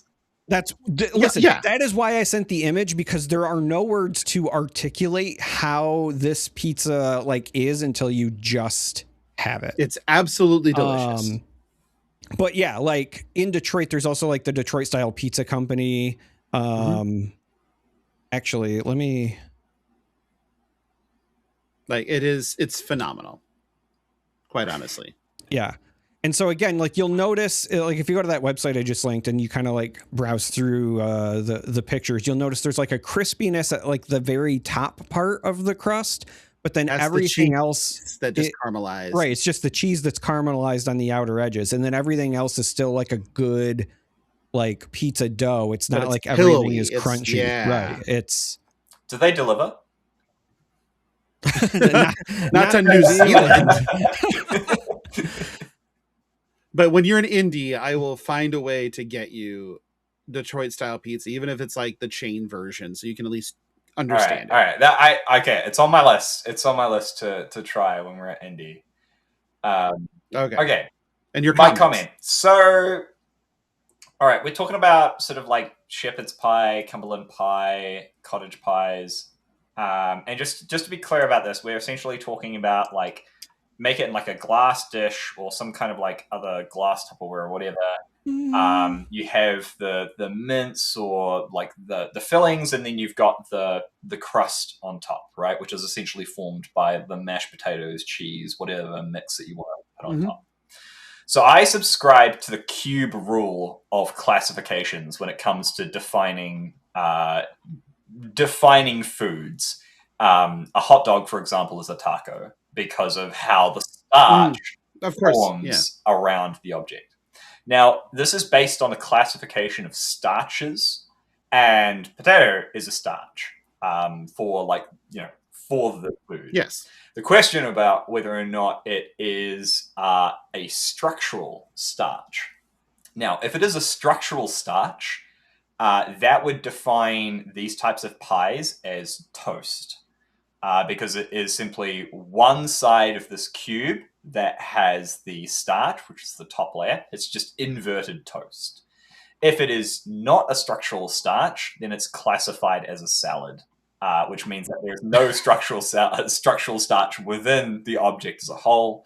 Other foods classified within the salad grouping are things like steak, mashed potatoes, flan, soup, turducken, and chocolate. I'm glad you mentioned this. Here's the thing. I'm glad you mentioned this, Josh, because I don't disagree with you. However, even in my 40s now, I sometimes learn, right? And this is the beauty of like actually traveling and talking to people, from other places. I just learned today, right now, that shepherd's pie is traditionally made the way you are describing, because here in Michigan, if you go to like any restaurant that serves a shepherd's pie and you order one, it will be fully like encased, like it is structural. Like it is not layered. Like my wife and I, for Mother's Day, so just not that long ago, we're at a restaurant with the boys, and I literally, if they had it with like chicken instead of just beef, I would have ordered the shepherd's pie at this like Irish pub that we were at, because I was walking past some lady who'd ordered it and it looked outstanding, but the entire thing, it was not layered. Like the entire thing is encased in a crust. Like in Michigan, they make a shepherd's pie almost like a giant pot pie, but just with still the traditional shepherd's pie fillings, but we encase it here. Yeah. So like I literally Googled it to be like, what is he talking about? And I cannot find a single image of the way that it's made here in Michigan. See, to me, this is a pie. Like you're showing me so it's a pie. That is what I found for like a crust version of shepherd's pie. But if we're talking about like, I'll show you it. Let me copy. No, I've had, my typical shepherd's pie does not have a crust on the bottom. Yeah. It's that. But to me, that is a structural starch. Yeah, okay. So if that is a structural starch, then it still doesn't fall under the same category as pie. So it would be a toast in that case, because it's a single. But pies are still structural. Pies are classified as calzones because the entire encasement is structural starch. But why are calzones? I don't personally buy that. And here's my reasoning. This is why these episodes go 3 hours, by the way. Yeah. So if I were to say like a lemon meringue pie, right? Mm-hmm. What is like the encapsulation there? Because I don't think that the fluff on the top counts. Meringue? No. Yeah, I don't think the meringue is a structural starch, but there's no world I would not describe this as a pie. So in that case, it's a quiche. Other examples of quiches include cheesecake, soup in a bread bowl, falafel pitas, deep dish pizza, also another type of quiche. Here you go, key lime pie. It's classified as a quiche. Just looked it up. All right, I need to move on. I'm being triggered. It's so hard. Okay. Moving on. Next one's from Aladoris. We've gone from limited preview seasons to preserve the excitement of world premieres to, hey, look, Shadow Runeblade. Is LSS getting lost in the sauce? This is probably just in response to the Runeblades. No. So I would say that if they had put cards from Omens of the Third Age in compendium or something along those lines, where it was Marvel versions of, the lightning flow tokens, or in Marvel versions of different cards in there or whatever. That doesn't track, but we're talking about building to set 20, which is a giant milestone. It's already been really hyped as the can't miss thing of 2026. So it would make perfect sense from a marketing standpoint and anything else to put the breadcrumbs in the set for what's coming, and generate more of that buzz and more of that excitement and where we're going with everything. So to me, no, I think this is obviously it's a very conscious choice, but I think it's a good one. They put this event in South Korea, which is not the easiest place to get to because we keep bombing brown people in hopes of generating more oil. I don't know. Then nothing makes sense with anything that America does, but which has made, flights more expensive. But like, as from my perspective, I want to spend my birthday in Seoul, South Korea. So I want to go. And to celebrate the 20th set of the game that I guess I have made, so many so many friends. I've built so many memories. I've done this fucking show for 234 weeks at this point. But we're like the Rodney Dangerfield of podcasts. We get no respect. But point being that no, I don't think this is a lost in the sauce moment at all, personally. And we're not going to make Josh toe the company line, but I respect you, Logan. And Darick. And Darick, yeah, less that. Lost in the sauce, dead game. Sky is falling. Well, to be fair, rug pull scam. Nobody actually plays this game. God, what are the other things I've heard? Pump and dump. Pump and dump. Yep.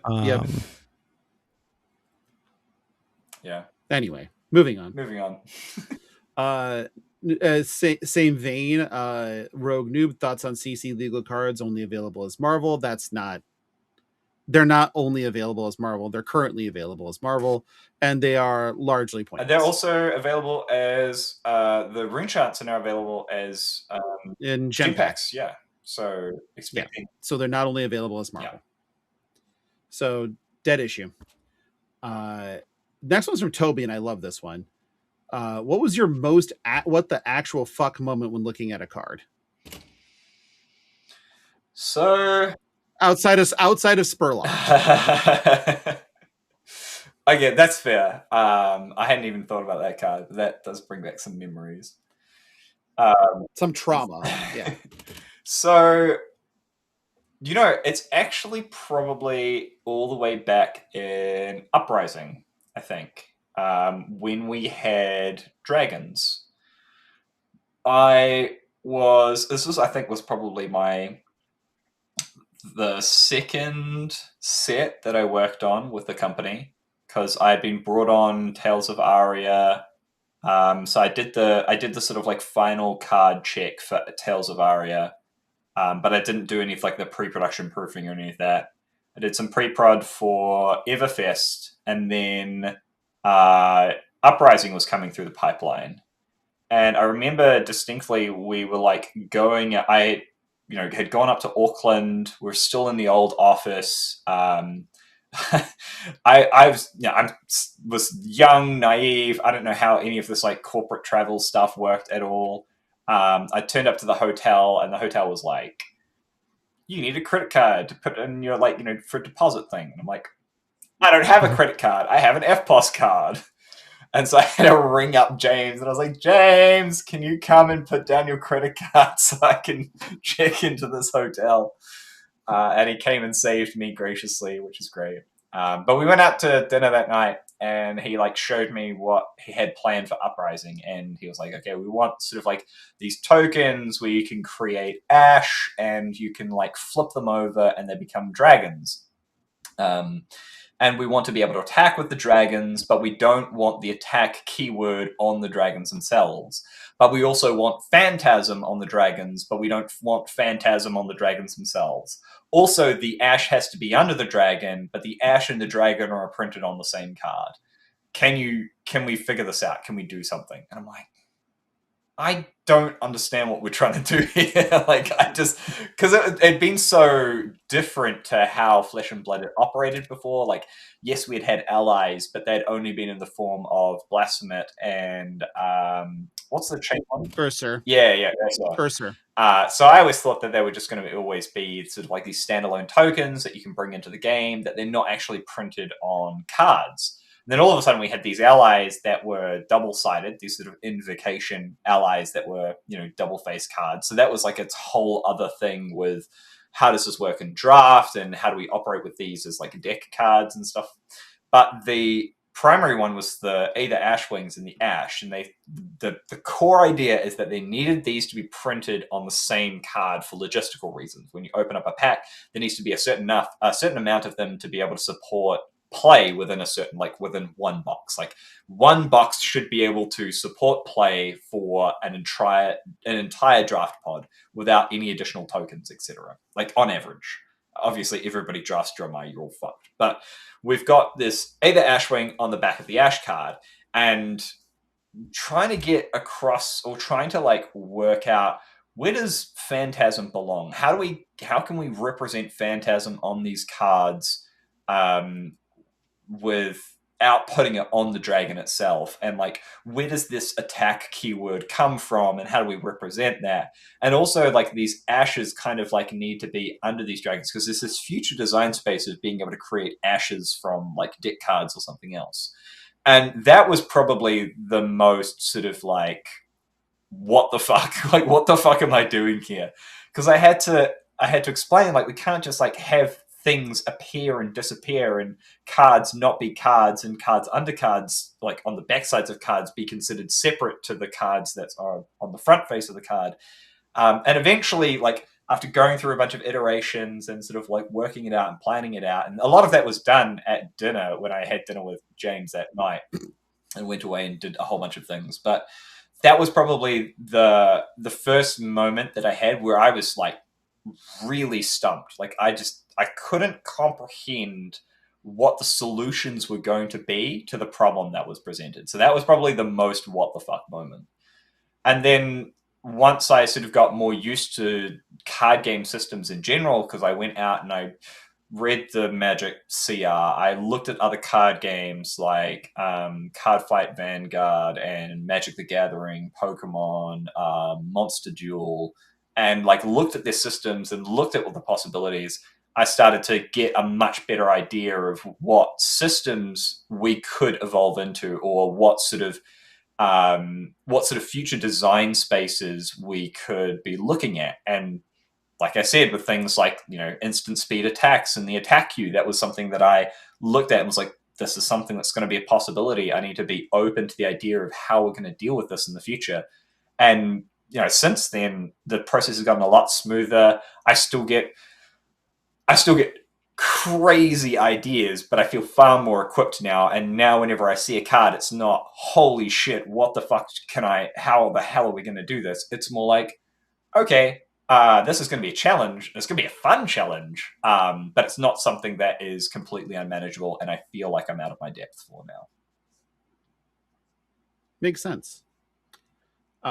Next one is from the Orc Knight. When this new attack queue system was designed, was the interaction between specifically attack reactions that have the ability to generate an attack in the queue and Spectra intentional?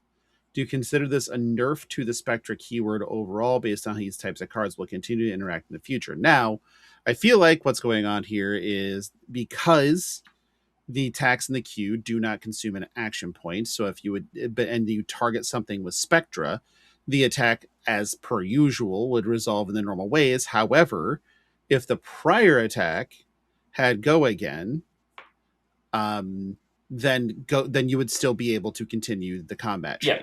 So we modified the Spectra keyword a little while ago where it doesn't explicitly close the combat chain when it resolves. And we did this because Spectra was designed at a very early on in the sort of like game's life cycle. And when you have these sort of early mechanics and whatnot, you have to give them a little bit of leeway and a little bit of I don't know, make them a little bit more flexible so that you can not restrict your design space in the future. So when we looked at Spectra as a keyword and we reevaluated why it closed the combat chain, we realized that the reason we wanted it to close the combat chain is because there's nothing for you to attack anymore. Like the target is gone. So what are you attacking? You're not. So the combat chain closes. So we took that logic and we said, Spectra doesn't close the combat chain. The combat chain closes because you're trying to attack, but there's nothing to attack. And so the combat chain closes.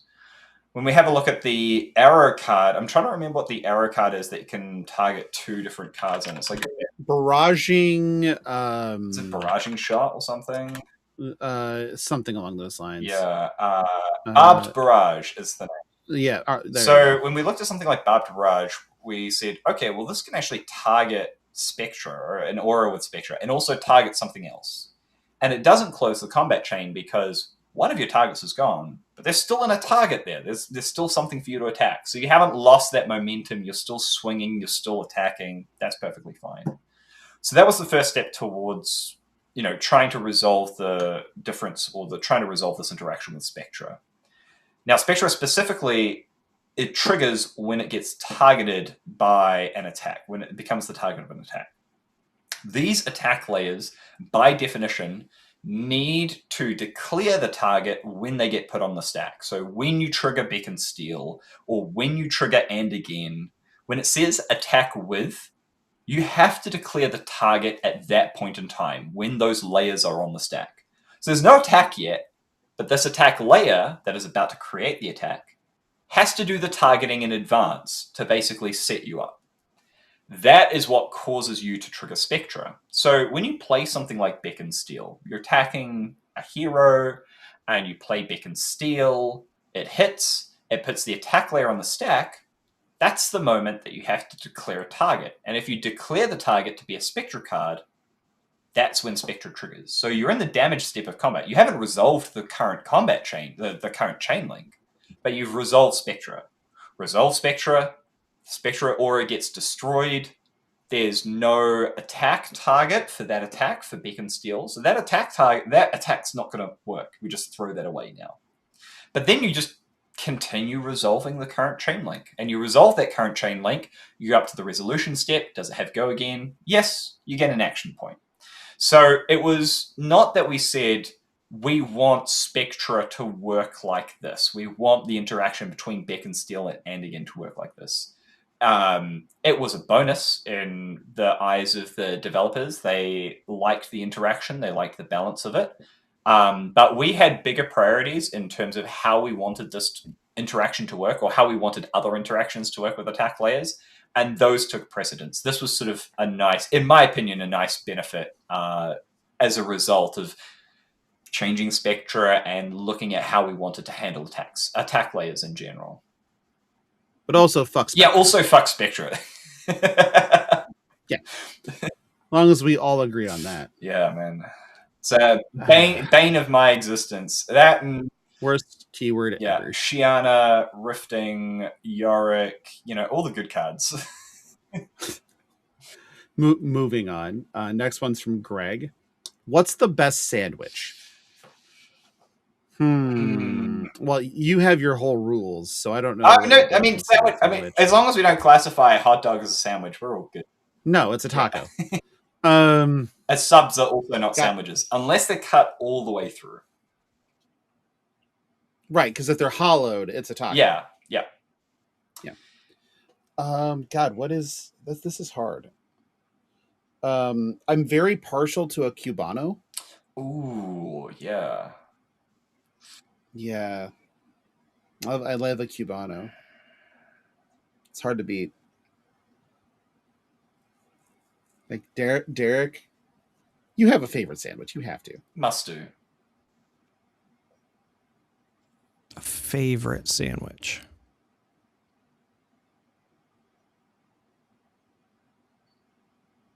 I have a lot of sandwiches that I enjoy, but I think the universally like go to hot days, cold days, not feeling well, feeling well, like you name it, is just a good grilled cheese with sourdough bread. Hard to beat. Yeah.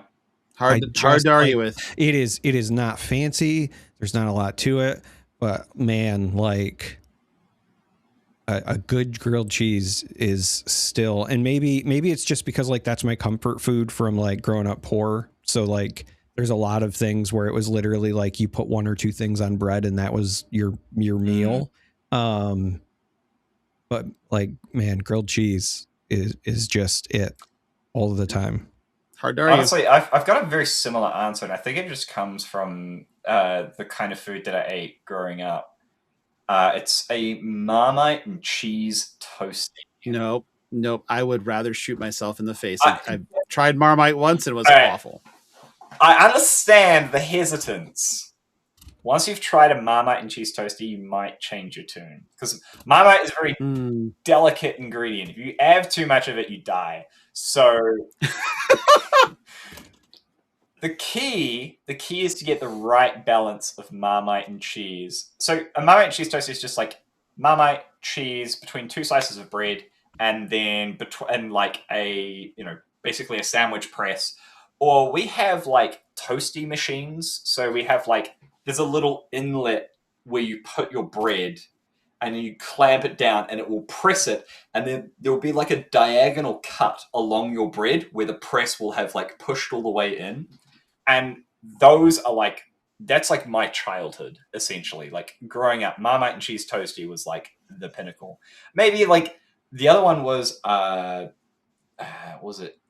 spaghetti toasty. That was interesting. So we had like canned like Waddy's spaghetti, and you would put spaghetti between the bread, and then you would put that in. Make a spaghetti hot pocket. Yeah, it's basically a spaghetti hot pocket. I think that's a very apt description.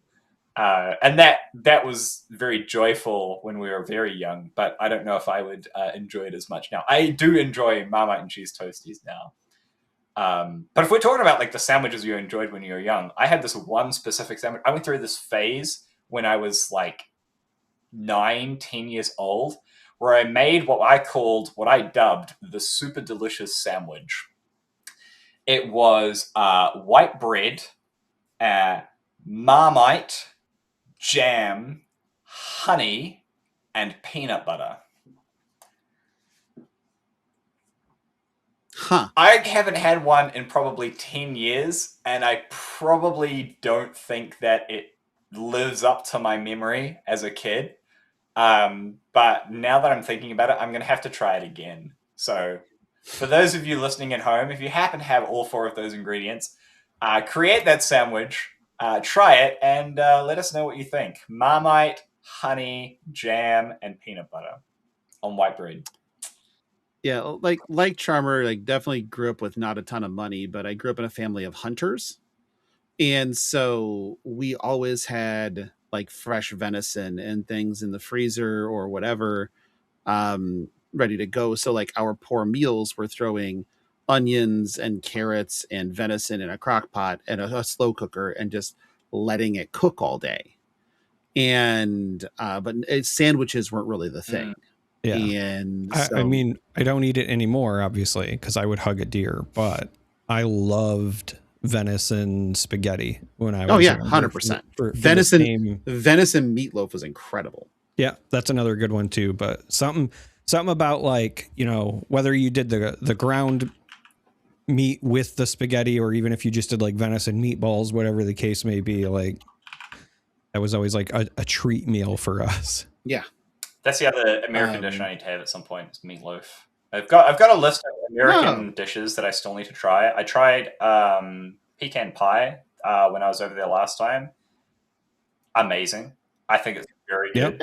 Yeah, it's good. I need to try. What's the other one? Oh, I need to try your pumpkin pie. I've never had pumpkin pie before. And I came during the right time last year, but I just didn't have the opportunity to try it. So next time I come, if it happens to be around the right time of year, then pumpkin pie is the next thing.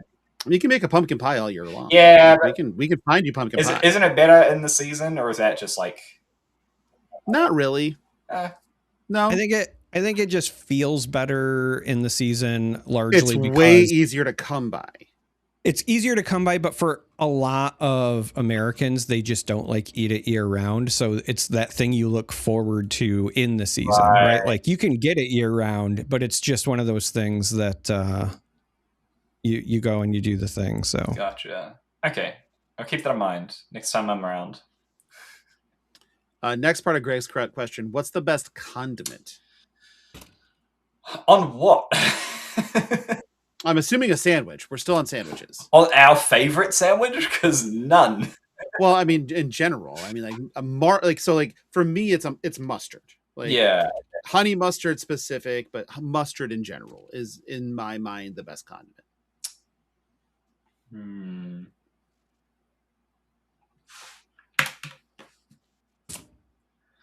would say maybe like that. What's that sauce? It's like a mix between mayonnaise and ketchup.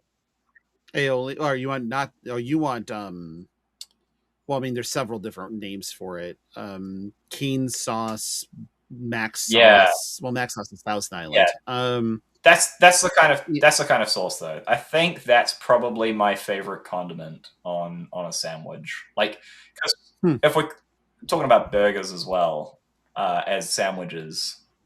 Yeah, it's a lot of times it's called burger sauce. Honestly, yeah, that is probably my go-to. If we're putting any kind of condiment on things that go well with that condiment. Fry sauce is another common name for it. Yeah. All right, burger / fry / whatever sauce. All right, Darick. Yeah.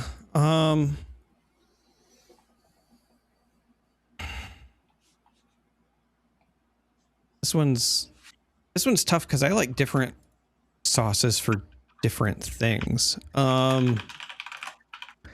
Probably, I would say this is 100% recency bias, just because my youngest son eats it on absolutely everything. So we have an abundance of it in the house now. We just buy it at the grocery store. And I hate that I like it because honestly, fuck that company. But Chick-fil-A sauce is pretty good. I mean, which is basically mayo and ketchup.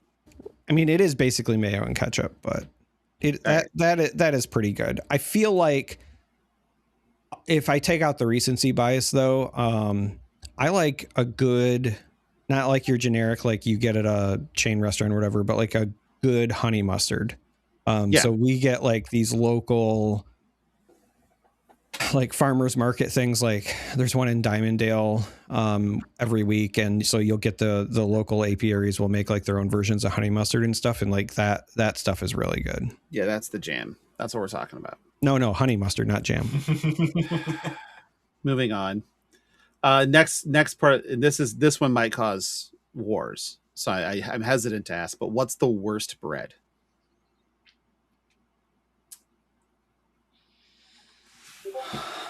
For me, it's whole grain wheat. I can't. Wheat bread is shit. I would say anything made in America. Anything corporate made in America. Just there are made in America sourdoughs that are from local bakeries that are fantastic.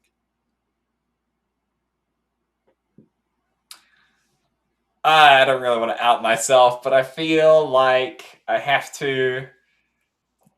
Pretzel. Really? Like the pretzel bread? Like pretzel bread, yeah. I mean, I don't love it. Just something about it just doesn't gel with me. Like that super chewy texture. Yeah, and just like the thick glaze and like, I don't know, it just something about it I just don't vibe with. And I understand, like, I know a lot of people love it and rave about it, and they're like, man, I could really go for a fucking huge pretzel right now. It's just like, I could just never. Yeah, I don't. I mean, I would there are certain instances where it's like, yeah, I want the soft pretzel, but I want the soft pretzel because I'm going to be dipping it in mustard and or beer cheese. Like that's where I'm at. I've never had that experience in my life, so maybe that's what I'm missing. I mean, beer cheese someday will take you to Wisconsin and you will lose your mind. All right. One, everybody drinks all the time. Yeah, I've heard that the two things about Wisconsin are drinking and cheese. So correct. Yeah. You've definitely named the two things. Is it maybe not anymore, but I know that at one point, wasn't it like Madison also had the most strip clubs per capita? The county did, yes. Wow. And that's because like when you're just drinking and eating cheese and you have bad weather all year long, you look for indoor activities. So there were more bars per capita, more strip clubs per capita, and specifically in Milwaukee and Madison. So where the breweries were, because the breweries would work 24-hour cycles. So the guys that were getting off late shift at the brewery were getting off at 7 a.m. and still needed a bar to go to. But you got to use different terminology. When I lead off with most strip clubs per capita, and you're like, so the guys are getting off. Like, I know what I'm saying, and so that also led to factory workers and stuff like that, also tended to the reason that strip clubs were open at ungodly hours a lot of the times is because, especially on weekdays, was to capture people getting off on later shifts. And yes, I use the term again on purpose. So what happens was, so you create these large cottage industries almost around those workers. And so bars were open from like 7 a.m. till 2 a.m. And they'd have this window of closing that, okay, we don't have to worry about people wanting to come into the bar and to get things together. And then the opening crew would come in, the factory would be turning the shift over, and here come all the factory workers to have a drink after they just got off work.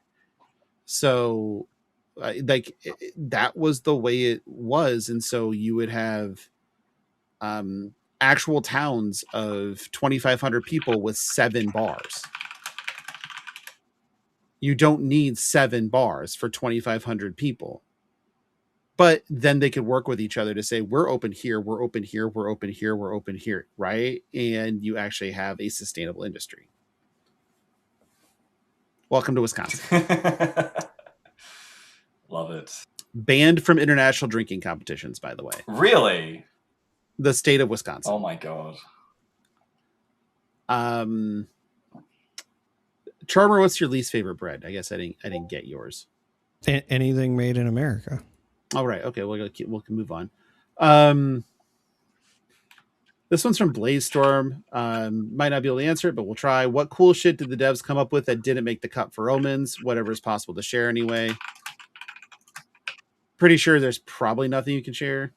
Yeah, I can't really say anything specific that I don't even know what got cut. I mean, it was like a year plus ago for you. Yeah. Honestly, I can't even remember what got cut. I know that there were a few things that we sort of were deciding on at the very end. And this is the thing, like, I don't know what gets cut during the development process because the developers have their own internal sort of like, we'll test this today. No, that didn't work out. We'll throw it out. And it's not like I'm in the dev room testing with the devs every day. I consult with them on the rules and we do a lot of pre-proofing before and after. But I can't even remember what got cut at the very end. I think maybe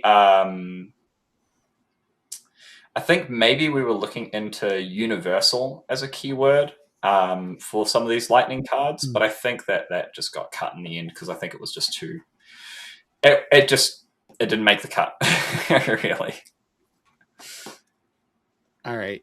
Next one's from Loose Leaf Tea. So Tyler Loose, Tyler. I love him. He's great. Question for Josh: why do you hate me? I don't. So, I just want to make sure you understand who's in charge. Fair. Perfect. No notes. Actual question. how has having so many more judge coworkers been? It's been cool to see the judge program grow at LSS. Curious how it's felt going from being the only employed member of the judge team to one of many. It has been incredible. We had Klaus Lassiker being brought on as a judge program manager quite a few years ago now, like 3-4 years ago almost. And he has been a huge boon to the team, getting the judge program really on the rails, not just like fucking multi-track drifting around the place. And we've also brought on Nicolo part-time as assistant rules manager, Klaus and Joe. Oh, sorry, no, Klaus and Joe. Gwen and Joe as judge community managers, and they have been incredibly instrumental in ensuring that we've got a good amount of coverage for our community to guide them based on their experience and education and solve issues with certification and staffing, and has just made the process so much smoother. And I feel like the judge program has really, really grown because of it. And then we've also got a new rules assistant manager, Scott Winrose.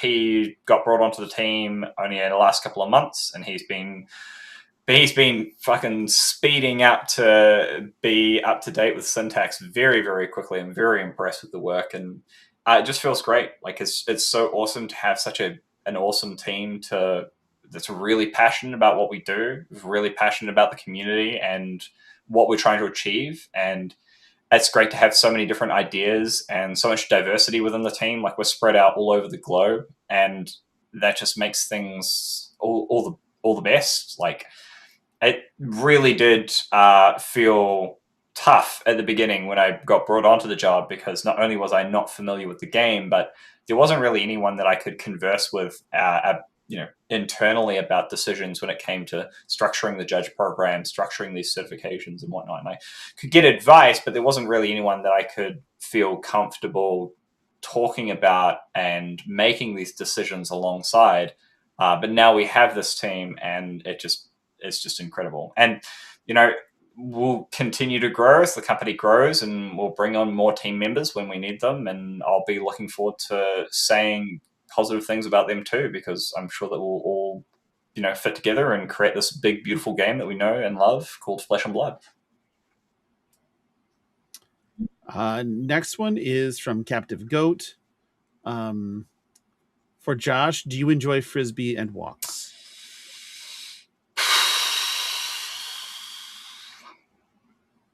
Yep, I think so. I enjoy Frisbee and walks. I'm not very good at Frisbee. I'm very good at walking, so they balance each other out. Well, yeah. Next one's from Octothorptopus. This is a pretty easy one. Fuck, marry, kill. Wizard, Runeblade, Illusionist. It's clearly marry Runeblade. Fuck, Wizard, kill Illusionist. I'm pretty sure that's just the universal everything. Any disagreements from the gallery over here? Nah, marry Wizard, fuck Illusionist, and kill Runeblade. Wow. Wow. Wow. Who hurt you? I don't know. Do you want to get into this? Or? No, I really don't. But Jesus. Darick, you're disagreeing with me, right? No, on principle. I'm gonna say marry Illusionist, fuck Runeblade, kill Wizard. Wow. Okay. Because Illusionists are very clearly the favorites, right? Oh, you're trying to inherit. Yeah. I'm trying to marry into money. Okay. That makes sense. I mean, like that tracks.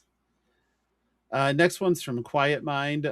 For Josh, would LSS ever consider having Gem assign which player chooses turn order when pairing to give players an equal number of games with their turn preference and reduce variance? Chess uses a system like this for assigning colors. That's kind of interesting. I haven't considered that as an option for like the Gem algorithm to look at. It's not something that I would exclude from future development. I wouldn't say it's very likely. I feel like the current system is pretty tried and trusted, and having an equal number of times, like, you need to consider like gamifying the system, and like if you've got a person that has like picked first a whole bunch of times and the other person has picked first a whole bunch of times, like you could get into a situation where you are just picking first all the time anyway, because like you're up against people that have picked first. I don't know. It's interesting. I certainly wouldn't discount it, but I don't think it's very likely. Yeah, that was the same path that you were, because this was a discussion when Magic had attempted to do online pairings. They never got good at it, by the way. And they were like, okay, well, we're going to introduce, so the player who has choice will be highlighted, and then the algorithm could never make it work. It's like, oh, so the same person's been chose like 4 rounds in a row, and this person has not chosen 3 of the last 4 rounds, but has dropped because it makes a ton of difference to their deck. And now you have this one person that had that happen is now removed from the pool, and it was too much for the algorithm to handle. They're also, again, bad at it, so that doesn't help. Yeah. Last one's from El Dorte.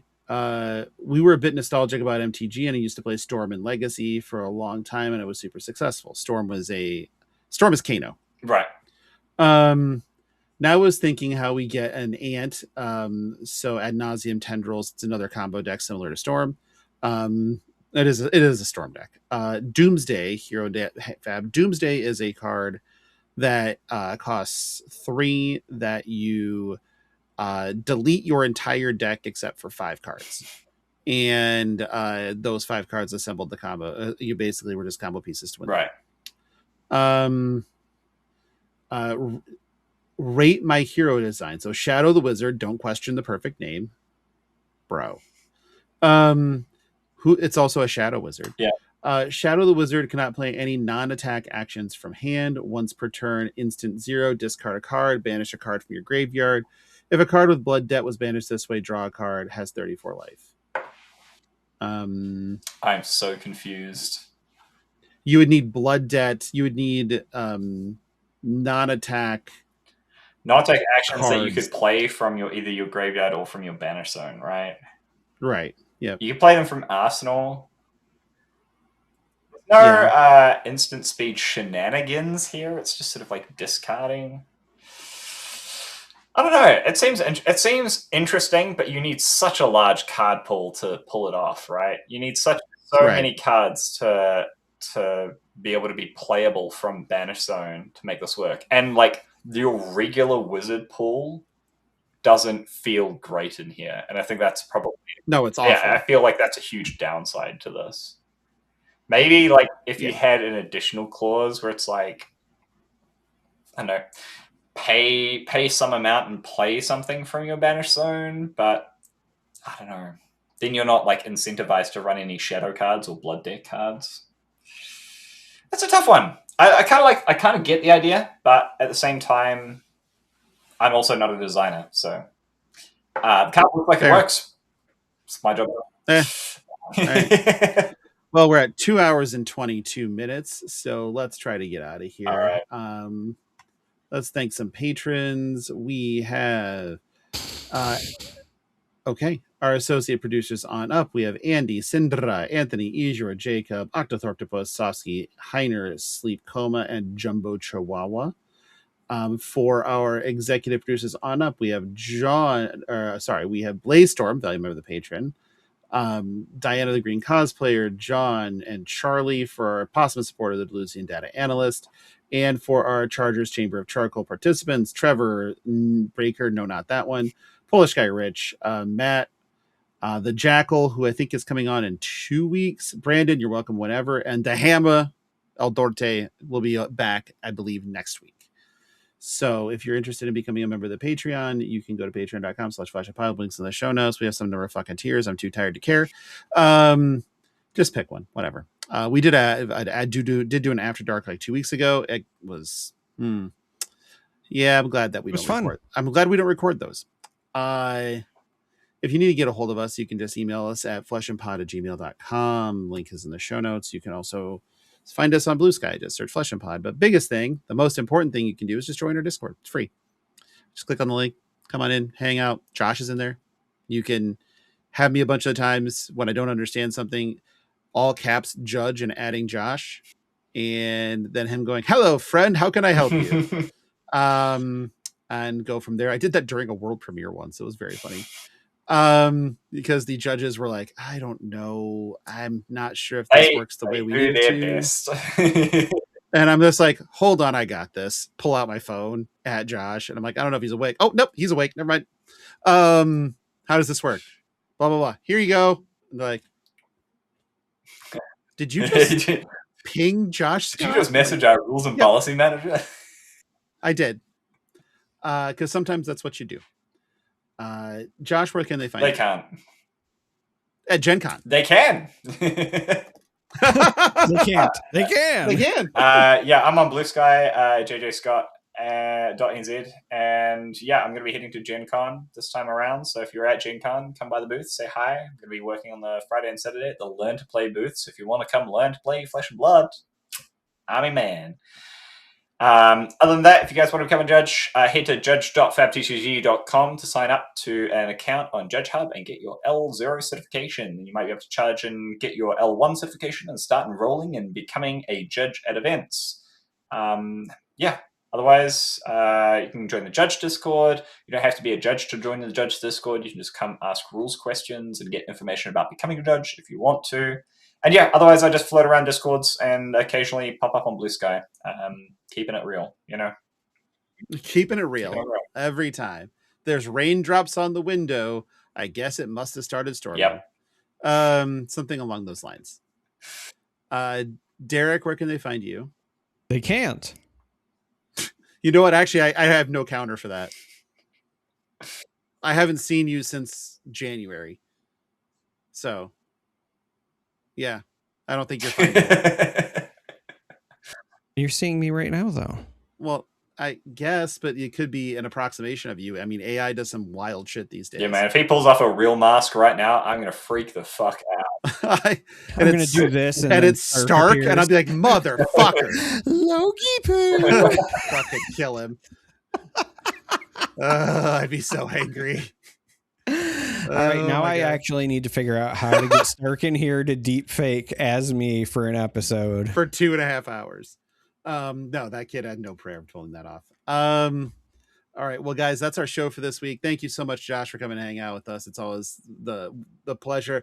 Going back to back with Ejor into you is just like, oh yeah, we're just spoiling ourselves at this point. But yeah, so we'll see you in Gen Con. And then the next big thing I think is US Nats. So I'm sure that you'll be pasted to coverage and also to anything tomfuckery that will happen there. But until then, and until next week, everybody, thank you for watching. Thank you for listening. And we'll be back for 2:35, I guess, because that's the freeway that runs through my town. Bye.